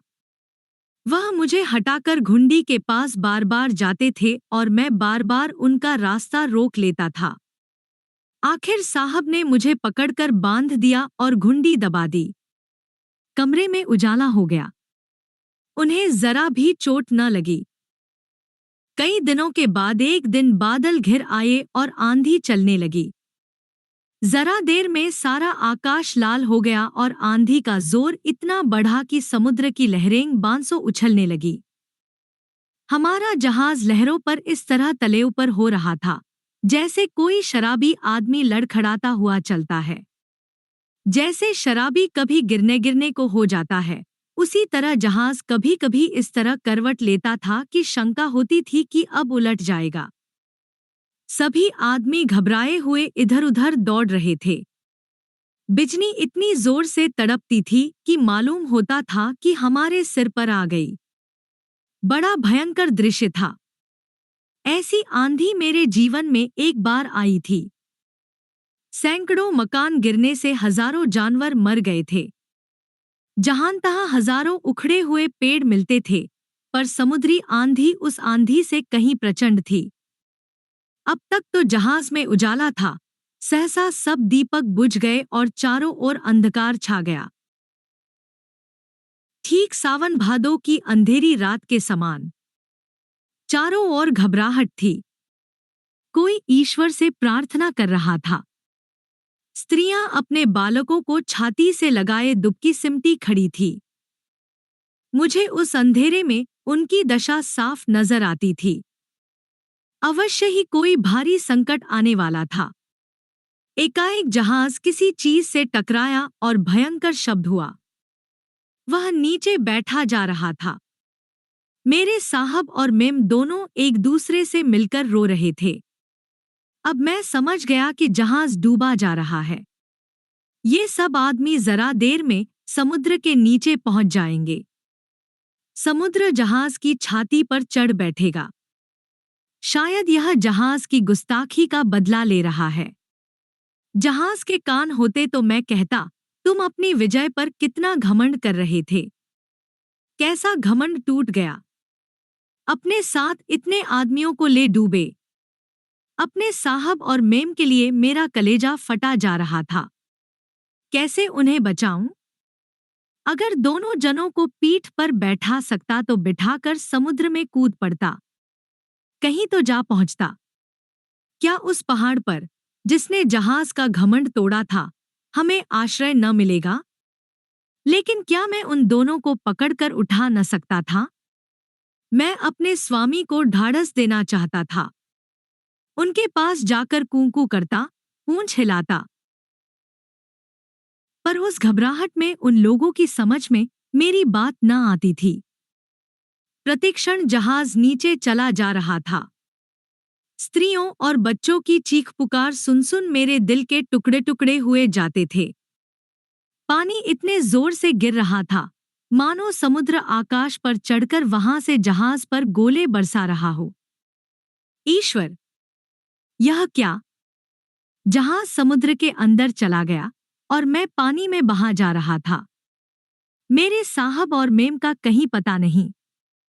कोई कहीं बहा जाता था, कोई कहीं। मैं कितनी दूर बहा चला गया, कह नहीं सकता। साहब और मेम को याद करके मुझे रोना आ रहा था। सोचता, मुझे उस वक्त भी वह मिल जाते तो उन्हें बचाने की कोशिश करता। आखिर भगवान ने मेरी विनती सुन ली। बिजली चमकी तो मैंने देखा कि एक मर्द और एक औरत एक दूसरे से लिपटे हुए एक तरफ बहे जा रहे हैं। मैं जोर मारकर उनके समीप जा पहुंचा। देखा तो वह मेरे साहब और मेम थे। उस वक्त बदन में न मालूम कितना बल आ गया। मैं तो कभी बलवान न था। मैंने साहब का हाथ मुंह में ले लिया और हवा के रुख पर चला। दिल में ठान लिया कि जब तक हम रहेगा, इन्हें न छोड़ूंगा। साहब और मेम दोनों बेहोश थे, मगर जान बाकी थी। उनकी देह गर्म थी। ईश्वर से मनाता था कि किसी तरह दिन निकले। न जाने कितनी बड़ी रात थी। उस घोर अंधकार में क्या पता चलता। लहरों पर मैं यूं थपेड़े खाता, जैसे आंधी में कोई पत्ती। कभी तो बहुत नीचे, कभी ऊपर, कभी एक रेले में 10 हाथ आगे, तो दूसरे रेले में 50 गज पीछे। भला इस तूफान के मुकाबले में मैं क्या करता? मेरी बिसात ही क्या। तिस पर इस छोटी सी देह में जान का कहीं पता नहीं। मुझे खुद भय हो रहा था कि कहीं डूब न जाऊं। वह रात पहाड़ हो गई।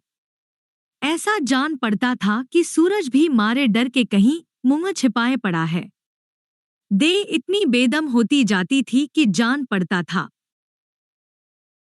अब प्राण न बचेंगे। अगर साहब और मेम का ख्याल न होता तो मैं अपने को लहरों की दया पर छोड़ देता और लहरें 1 मिनट में मुझे निगल जाती। सबसे ज्यादा भय जल जंतुओं का था। प्राण जैसे आंखों में थे। क्षण क्षण पर मालूम होता था अब मरे। कह नहीं सकता यह दशा कितनी देर रही। कम से कम 4-5 घंटे जरूर रही होगी। आखिर हवा का जोर कम होने लगा। लहरों के थपेड़े भी कुछ कम हुए और कुछ कुछ प्रकाश होने लगा। मेरी हिम्मत बंध गई। आकाश पर बादल भी कुछ छंटने लगे थे। कुछ दूरी पर भेड़ों का झुंड दिखाई दिया। जरूर कोई टापू है। मेरा दिल खुशी से उछलने लगा। मैं उन्हीं भेड़ों की ओर चला। अब मैंने देखा कि साहब और मेम एक रेशमी चादर से बंधे हुए हैं। इसी से अब तक लिपटे हुए थे। एकाएक मुझे एक छोटी सी नाव दिखाई दी।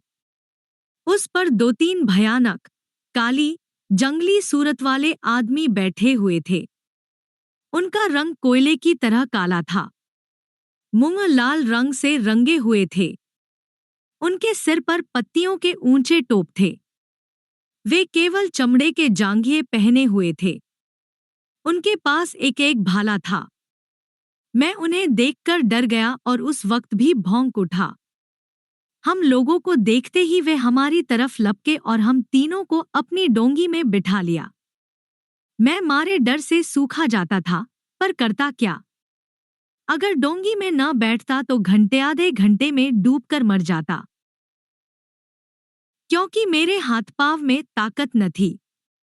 नाव के एक कोने में खड़ा होकर थरथर कांपने लगा। फिर भी पूंछ हिलाता जाता था कि वे सब मुझे भालों से मार न डालें। ऐसे काले भयंकर आदमी मैंने कहीं न देखे थे। उन लोगों ने डोंगी में बिठाकर पेड़ों के झुंड की तरफ नाव चलाई।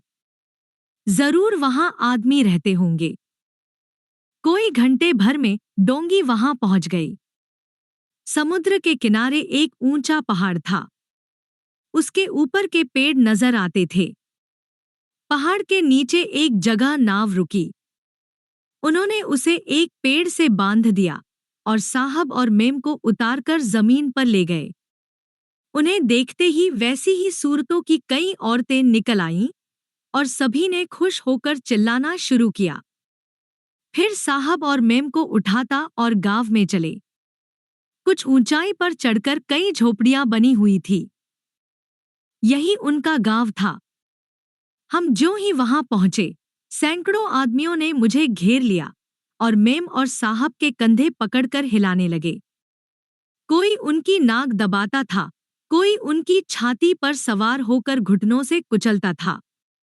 मैं डर के मारे दुबका खड़ा था। आवाज निकालने की हिम्मत न पड़ती थी। कहीं ये सब साहब मेम को मार तो नहीं रहे हैं? मगर कोई आधे घंटे के हिलाने डुलाने के बाद दोनों आदमी होश में आए। उनकी आंखें खुल गईं। हाथ पांव हिलाने लगे, पर अभी उठ न सके थे। अब मैं अपनी खुशी को न दबा सका। उनके पास आकर धीरे धीरे भौंकने लगा। उन काले आदमियों ने अब नाचना गाना शुरू किया। मालूम नहीं वे क्यों इतने खुश थे। उनका नाच भी कितना भद्दा था। उनकी उछलकूद देखकर मुझे बड़ी हंसी आती थी। लेकिन मैं बहुत देर तक खुश न रह सका। ज्यों ही साहब और मेम बातें करने लगे, उन काले आदमियों ने उन्हें एक कोठरी में कैद कर दिया। कैद ही करना था तो समुद्र में क्यों न डूब जाने दिया। इन दिनों में हम तीनों ने अन्न के दाने की सूरत तक न देखी थी। भूख के मारे पेट कुलबुला रहा था। बेचारे मेम और साहब का भी यही हाल होगा। यह सब उनको खाने पीने को देंगे या उस काल कोठरी में बंद करके मार डालेंगे। मेरे लिए तो वहां भोजन की कमी न थी। इधर-उधर मांस की बोटियां पड़ी हुई थी। हड्डियों का तो ढेर लगा हुआ था। जंगली आदमी मांस ही झाते थे। मैंने वहां कहीं खेत नहीं देखे। एक पेड़ के नीचे मांस का एक टुकड़ा देखकर जी ललचाया कि खा लूं, पर फिर यह ख्याल आया कि साहब और मेम कभी के भूखे पड़े होंगे और मैं अपना पेट भरूं, यह नीचता की बात है। धीरे धीरे दिन बीतने लगा। यहाँ बहुत गर्मी न थी।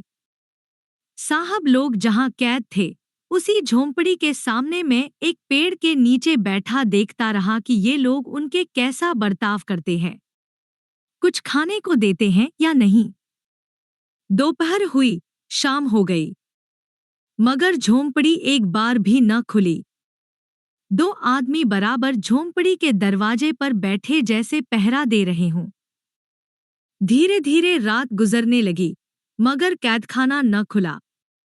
अब मैंने मन में ठान लिया कि चाहे जैसे हो, एक बार इस झोंपड़ी में जरूर जाऊंगा। सभी झोंपड़ियों में मांस रखा था। मैं चुपके से एक झोंपड़ी में घुस गया और मांस का एक बड़ा सा टुकड़ा उठा लाया। ये लोग मांस चूल्हे पर पतीली में नहीं पकाते थे, आग पर भून लेते थे। मैंने एक बड़ी सी भुनी हुई टांग ली और बाहर लाकर पत्तियों में छिपा दी और सोचने लगा, साहब की झोंपड़ी में कैसे जाऊं। वे दोनों यमदूत अभी तक वहीं बैठे हैं। जब तक ये हट न जाएं या सो न जाएं, मेरा जाना मुश्किल था। फिर द्वार कैसे खोलूंगा? मुंह पर एक बड़ा सा पत्थर भी तो खड़ा कर रखा था। मैं उस पत्थर को कैसे हटा सकूंगा?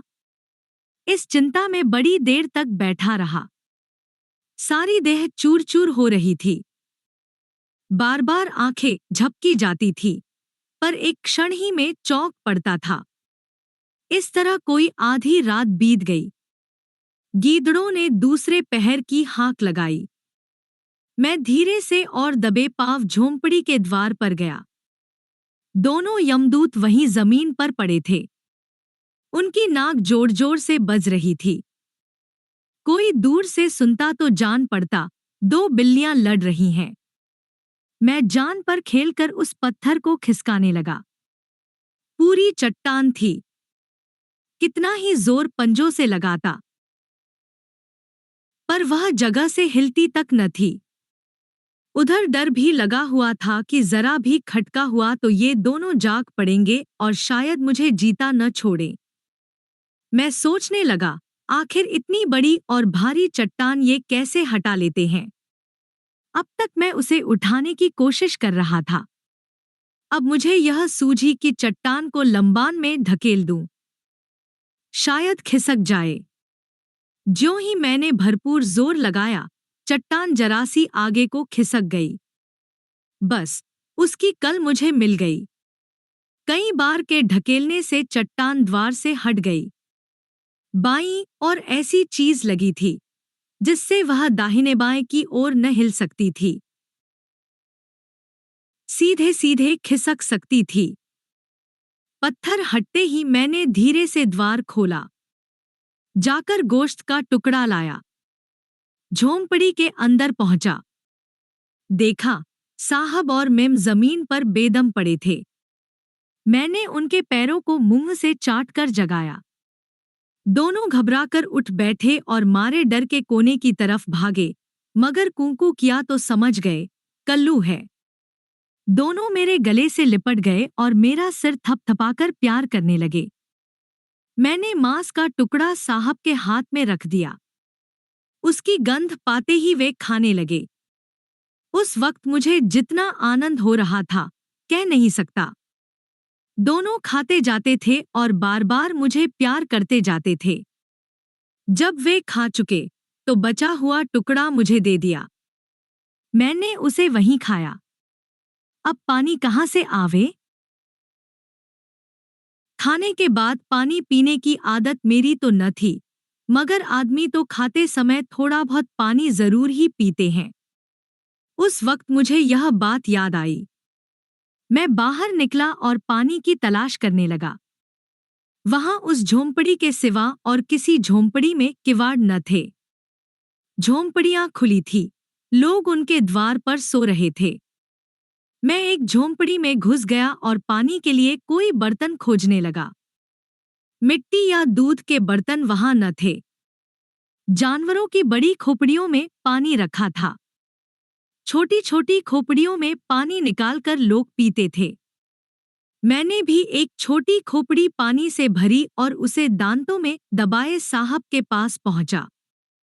दोनों पानी देखते ही उस पर टूट पड़े और एक ही सांस में पी गए। मैं खोपड़ी लेकर फिर गया और पानी भर लाया।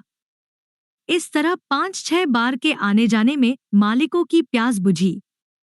दोनों को खिला पिलाकर मैं धीरे के निकल आया और द्वार बंद कर फिर चट्टान को ज्यों का त्यों खिसका दिया।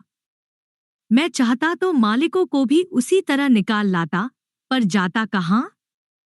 बेगाने देश में रात को कहाँ भटकते फिरते? ये काले आदमी फिर पकड़ लेते तो जान लेकर ही छोड़ते। इसलिए जब तक उस देश को अच्छी तरह देखभाल कर निकल भागने का मार्ग न निकाल लूं, मैंने उनका यहीं पड़े रहना अच्छा समझा। यही मेरा रोज का दस्तूर हो गया। मैं दिन भर इधर-उधर देखभाल करता। रात को साहबों को खिलाता पिलाता और सो रहता। कोई मुझे पकड़ न सकता था, न कोई भांप ही सकता था। मैंने इस वक्त तक कभी चोरी नहीं की थी, लेकिन इस चोरी को मैं पाप नहीं समझता। अगर मैं ऐसा न करता तो साहबमें जरूर भूखों मर जाते। ये काले आदमी इस तरह साहबों को क्यों कैद किए हुए थे, यह मेरी समझ में न आता था। शायद वे समझते थे कि ये लोग हमें पकड़ने आए हैं, या समझते हों कि कोई न कोई इनकी तलाश करने तो आएगा ही, उससे अच्छी अच्छी चीजें ऐंठेंगे। मगर ढंग से ऐसा जान पड़ता था कि वे साहब और मेम को देवता समझते हैं। वह झोंपड़ी देवताओं का मंदिर थी, क्योंकि प्रातःकाल सबके सब झोंपड़ी के सामने एक बार नाचने जाते थे। शायद यही उनकी पूजा थी।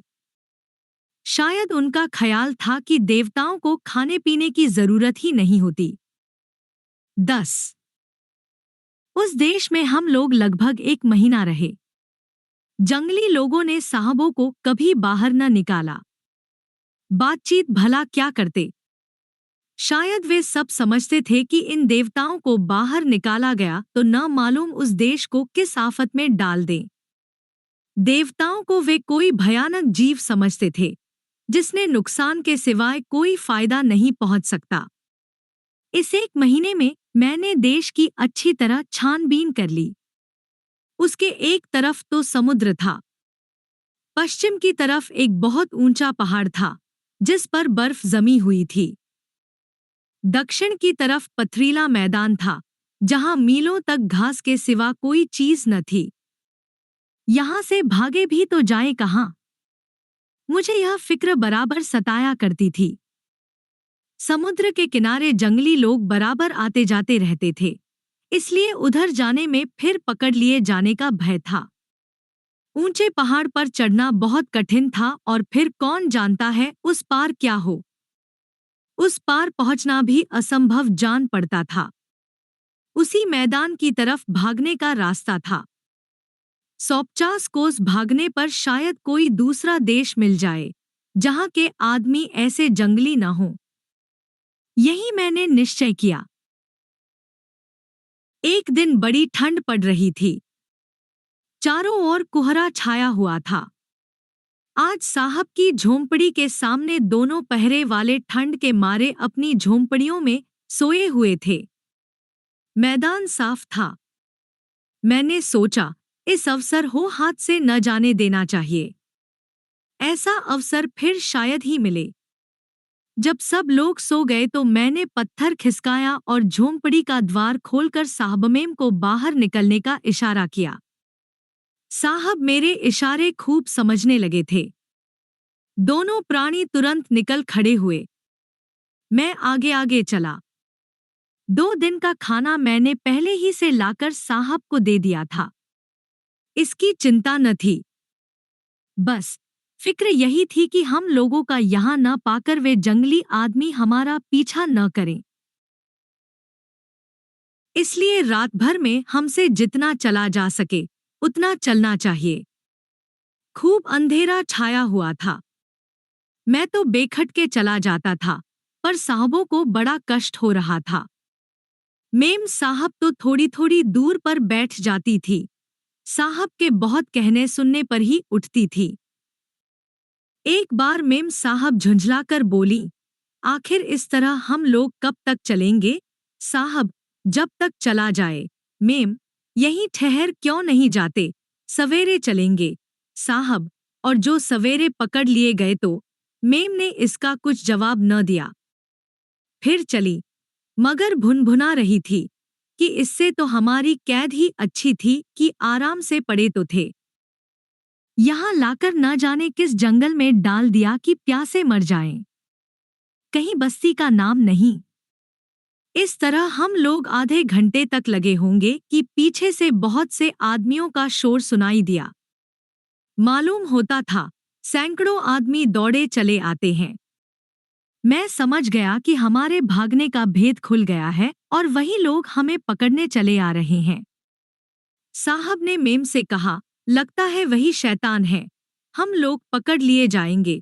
मेम, हाँ हाँ, मालूम तो होता है। साहब, बेचारा कल्लू यहाँ तक तो ले आया, अब हमारे नसीब ही फूटे हों तो वह क्या कर सकता है। मेम, हम लोग भी दौड़े, शायद कहीं कोई ठिकाना मिल जाए। दोनों आदमी दौड़े। वही मेम साहब, जिन्हें एक एक पग चलना दूभर हो रहा था, दौड़ने लगी। हिम्मत में इतना बल है। सबसे बड़ी बात यह थी कि पूरब की ओर अब कुछ प्रकाश दिखाई देने लगा था।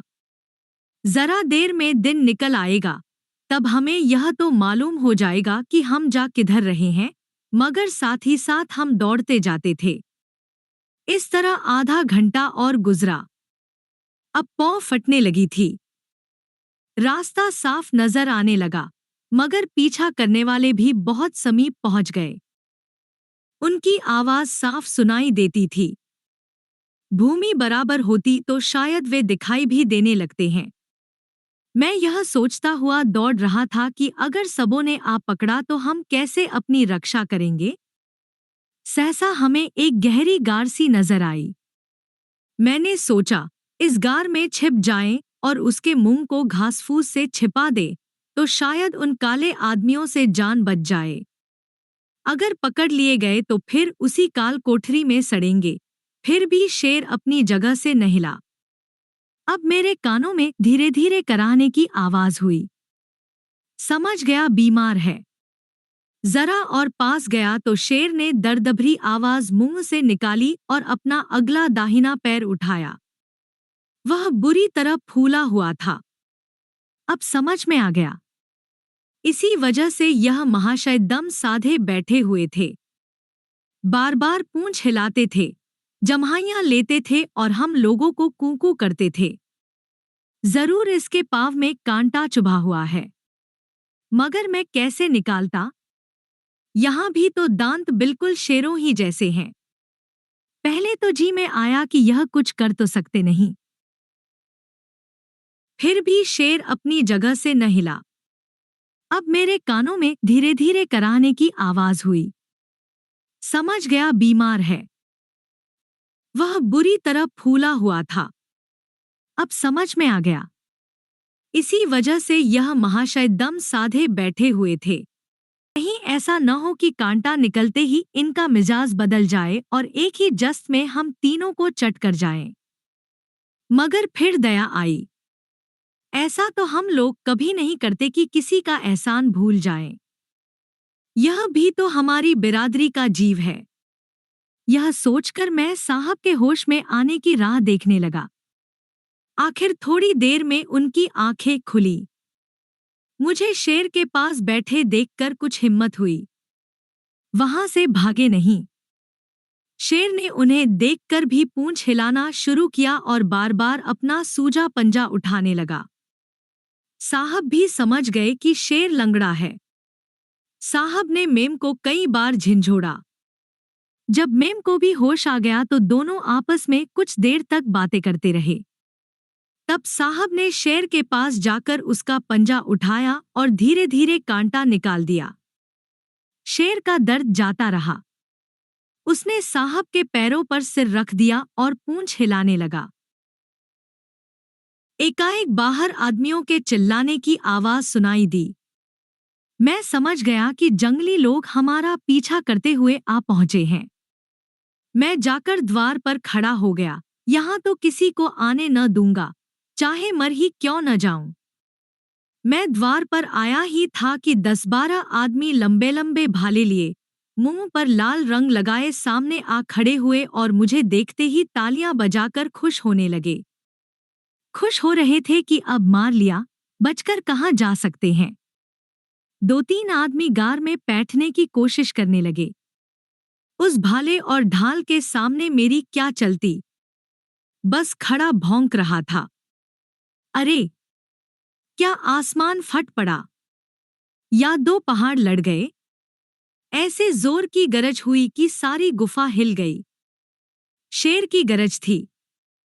आदमियों को द्वार पर देखते ही उसने एक जस्त मारी और द्वार पर आ पहुंचा।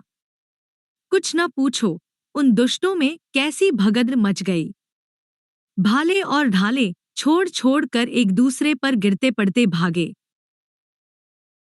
मगर एक को शेर ने दबोच लिया और हमारे सामने ही उसे चट कर गया। मेरे तो रोए खड़े हो गए और मेम साहब ने आंखें बंद कर ली। मैं सोचने लगा, किसी तरह यहाँ से भाग जाना चाहिए। इस भयानक जानवर का क्या ठिकाना। न जाने कब इसका मिजाज बदल जाए और हमारी तुक्काबोटी कर डाले। कोई घंटे भर तो मैं वहां जब्त किए बैठा रहा। जब मैंने बाहर आकर देख लिया कि उन आदमियों में से एक का भी पता नहीं, तब मैंने साहब से चलने का इशारा किया। वे दोनों डरते डरते निकले और फिर उसी तरफ चल पड़े। शेर सिर झुकाए हमारे आगे इस तरह चला जा रहा था जैसे गाय हो। फिर भी मेरा तो यही जी चाहता था कि यह महाशय अब हमारे ऊपर दया करते और हमें अपनी राह जाने देते। शाम होते होते हम लोग एक जंगल में पहुंच गए। इतना घना जंगल था कि कुछ सुझाई न देता था। शेर के पीछे पीछे चले जाते थे। एकाएक वह कोई आहट पाकर ठिठक गया। फिर कान खड़े कर लिए और आहिस्ता आहिस्ता गुर्राने लगा। सहसा सामने एक शेर आ गया। मेरी तो जान निकल गई और साहब और मेम दोनों एक पेड़ की आड़ में दुबक गए, मगर उस शैतान ने हमें देख लिया था। वह जोर से गरज कर साहब की तरफ चला कि हमारे शेर ने लपक कर उस पर हमला किया। दोनों गुंत गए। हमारे प्राण सूखे जाते थे। कहीं उसने हमारे मित्र शेर को मार लिया तो फिर हम लोगों की खैरियत नहीं। मैं चाहता तो भाग जाता, पर साहब और मेम को छोड़कर कैसे भागता। पेड़ इतने सीधे और घने थे कि उन पर चढ़ना मुश्किल था। मन में मना रहे थे कि हमारे शेर की जीत हो। कभी वह दबा लेता, कभी यह, कभी पंजों से लड़ते, कभी दांतों से। दोनों पंजों से लड़ते लड़ते खड़े हो जाते। मुंह और बदन से खून बह रहा था। दोनों की आंखों से ज्वाला निकल रही थी। दोनों गरज रहे थे और हम सांस रोके हुए यह लड़ाई देख रहे थे।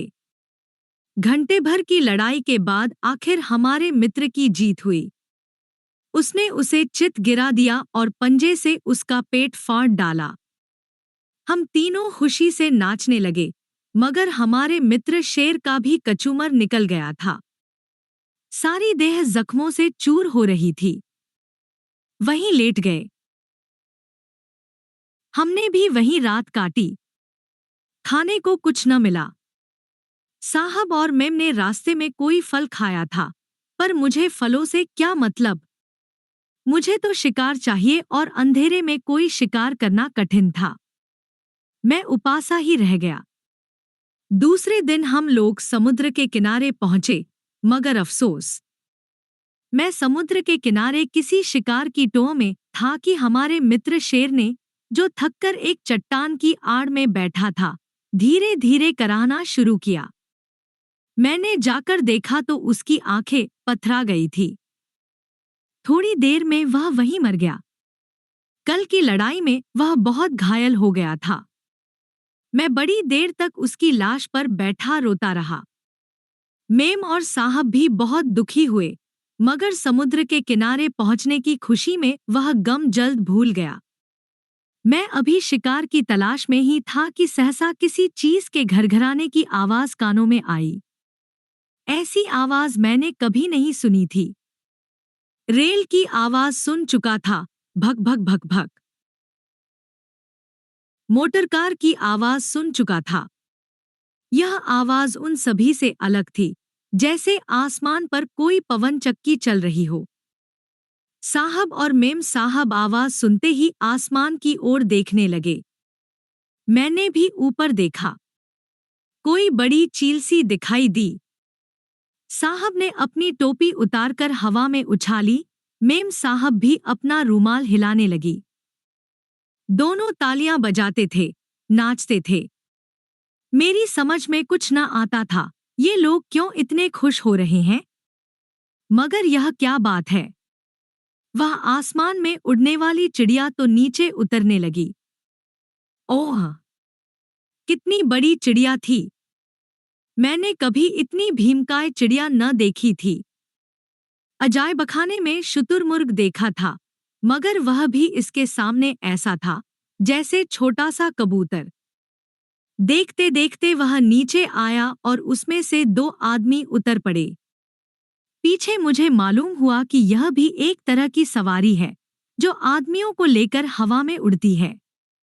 उन दोनों ने हमारे साहब और मेम के साथ हाथ मिलाया, कुछ बातें की और फिर उसी सवारी में जा बैठे। एक क्षण में साहब ने मुझे गोद में उठा लिया और मेरा मुंह चूमकर उसी सवारी में बिठा दिया। फिर मेम और वह भी आकर बैठ गए। मेरी तो मारे डर के जान सूखी जाती थी। क्या हम हवा में उड़ेंगे? कहीं यह कल बिगड़ जाए तो हमारी हड्डीपसली का भी पता न चले। मगर साहब बार बार मेरा सिर थपथपाकर मेरी हिम्मत बंधाते जाते थे। फिर चारों आदमी मेज पर बैठकर खाना खाने लगे। मुझे भी मांस का एक टुकड़ा दिया। मैं खाना खाने में ऐसा मस्त हुआ कि सारा भय दिल से जाता रहा। शोर इतना हो रहा था कि मेरा कलेजा कांपने लगा था। कई बार तो उसने ऐसी करवट ली कि मुझे ऐसा लगा कि यह उलटना चाहती है। मैं चिल्लाने लगा, लेकिन जरा देर में वह संभल गई। हम एक रात और एक दिन उसी सवारी में रहे। कभी तो वह इतनी ऊंची उठती मालूम होती कि सीधे तारों से टक्कर लेगी। साहब और मेम दोनों सो रहे थे, लेकिन मुझे नींद कहाँ। मैं तो बराबर भगवान भगवान कर रहा था कि किसी तरह वह संकट टले। दूसरे दिन प्रातःकाल बड़े जोर का तूफान आया। यह यंत्र भंवर में पड़ी हुई किश्ती के समान चक्कर खाने लगा। बिजली इतने जोर से कड़कती थी कि जान पड़ता था सिर पर गिरी। चमक इतनी तेज थी कि आंखें झपक जाती थी। यंत्र कभी दाएं करवट हो जाता, कभी बाएं। कभी कभी तो उसके पंख रुक जाते और जान पड़ता वह नीचे की ओर गिरा जा रहा है। चारों आदमी घबराए हुए थे और ईश्वर कर रहे थे। मेम साहब तो आंखों पर रुमाल रखे रो रही थी। घबराया मैं भी कुछ कम न था, मगर मेम साहब के रोने पर मुझे हंसी आ गई। पूछो, उनके रोने से क्या तूफान चला जाएगा? वह समय रोने का नहीं, दिल को मजबूत करके खतरे का सामना करने का था, लेकिन समझाता कौन? आखिर 1 घंटे में अंधड़ शांत हो गया और यंत्र सीधा चलने लगा। दोपहर होते होते वह एक बड़े मैदान में उतरा, जहां झंडियां गड़ी हुई थी और उसी तरह के कनी और यंत्र रखे हुए थे। साहब ने मुझे गोद में लेकर उतारा और एक मोटरकार पर बैठकर चले। अब मैंने देखा तो हम साहब के बंगले की ओर जा रहे थे। मेरे कितने ही दोस्त पुरानी सड़कों पर घूमते नजर आए।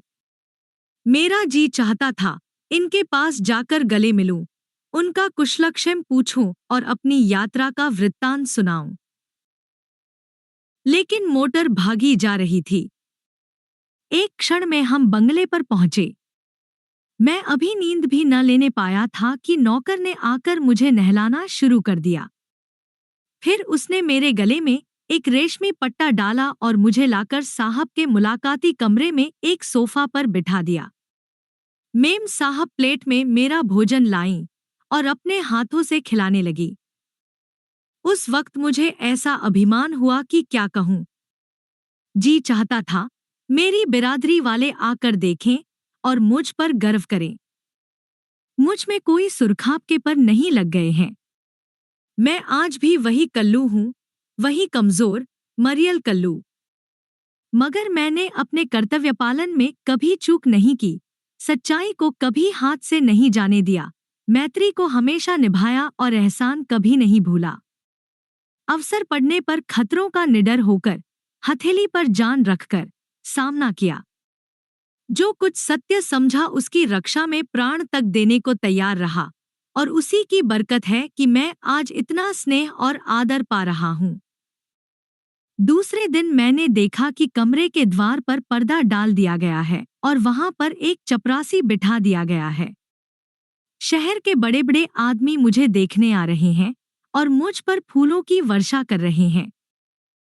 अच्छे अच्छे जेंटलमैन कोट पतलून पहने, अच्छी अच्छी महिलाएं गाउन और हैट से सुशोभित, बड़े बड़े सेठ साहूकार, बड़े बड़े घरों की देवियां, स्कूलों और कॉलेजों के लड़के, फौजों के सिपाही, सभी आकर मुझे देखते हैं और मेरी प्रशंसा करते हैं। कोई फूल चढ़ाता है, कोई दंडौत करता है, कोई हाथ जोड़ता है। शायद सब समझ रहे थे यह कोई देवता है और इस रूप में संसार का कल्याण करने आया है। जेंटलमैन लोग देवता का अर्थ तो न समझते थे, पर कोई गैरमामूली चमत्कारी जीव अवश्य समझ रहे थे। कई देवियों ने तो मेरे पांव भी छुए। मुझे उनकी मूर्खता पर हंसी आ रही थी। आदमियों में भी ऐसे ऐसे अक्ल के अंधे मौजूद हैं। दिन भर तो यही लीला होती रही। शाम को मैं अपने जन्मस्थान की ओर भागा, मगर ज्यों ही नजदीक पहुंचा कि मेरे भाइयों का एक गोल मुझ पर झपटा। अभागे शायद यह समझ रहे थे कि मैं उनकी हड्डियां छीनने आया हूं। यह नहीं जानते कि अब मैं वह कल्लू नहीं हूं, मेरी पूजा होती है। मैंने दुम दबा ली और दांत निकालकर और नाक सिकोड़कर प्राणदान मांगा, पर उन बेरहमों को मुझ पर जरास भी दया न आई। ऐसा जान पड़ता था इनसे कभी की जान पहचान ही नहीं है। मैं तो उनसे अपना दुख सुख कहने और कुछ उपदेश देने आया था। उसका मुझे यह पुरस्कार मिल रहा था। ठीक उसी वक्त मेरे पुराने स्वामी पंडित जी लठिया टेकते चले आ रहे थे। उन्हें देखते ही जैसे मेरे बदन में नई शक्ति आ गई। दौड़कर पंडित जी के पास पहुंचा और दुम हिलाने लगा। पंडित जी मुझे देखते ही पहचान गए और तुरंत मेरे सिर पर हाथ रखकर मुझे दुआ दी और प्रसन्न मुख होकर बोले, तो अब बहुत बड़े ऋषि हो गए कल्लू। तुम्हारी तो अखबारों में तारीफ हो रही है। तुम इन गधों के बीच में कैसे आ फंसे? और उन्होंने डंडा तानकर उन दुष्टों को धमकाया जो अभी तक मुझ पर झपटने को तैयार थे, मगर डंडा देखते ही सबके सब चूहों की तरह भागे। मैं पंडित जी के पीछे पीछे हो लिया और बचपन के क्रीड़ा क्षेत्र की सैर करता हुआ पंडित जी के घर गया। बार बार जकिया और माता जी की याद आ रही थी। यह आदर सम्मान उनके बिना हे था। पंडित जी के घर में मेरा पहुंचना था कि पंडिताइन ने दौड़कर मुझे हाथ जोड़े। जरा देर में मोहल्ले में मेरे आने की खबर फैल गई। फिर क्या था, लोग दर्शनों को आने लगे और कईयों ने तो मुझ पर पैसे और रुपए और मिठाइयां चढ़ाईं। जब मैंने देखा कि भीड़ बढ़ती जा रही है तो वहां से चल खड़ा हुआ और सीधा अपने बंगले पर चला गया। और तब से कई नुमाइशों में जा चुका हूँ, कई राजाओं का मेहमान रह चुका हूँ। सुना है मेरी कीमत 1 लाख तक लग गई है, मगर साहब मुझे किसी दाम पर भी अलग नहीं करना चाहते। मेरी खातिर दिन दिन ज्यादा होती जा रही है। मुझे रोज शाम सवेरे 2 आदमी सैर कराने ले जाते हैं। नित्य मुझे स्नान कराया जाता है और बड़ा स्वादिष्ट और बलवर्धक भोजन दिया जाता है। मैं अकेला कहीं नहीं जा सकता। मगर अब यह मान सम्मान मुझे बहुत अखरने लगा है। यह बड़प्पन मेरे लिए कैद से कम नहीं है। उस आज़ादी के लिए जी तड़पता रहता है, जब मैं चारों तरफ मस्त घूमा करता था। न जाने आदमी साधु बनकर मुफ्त का माल कैसे उड़ाता है। मुझे तो सेवा करने में जो आनंद मिलता है, वह सेवा पाने में नहीं मिलता, शतांश भी नहीं।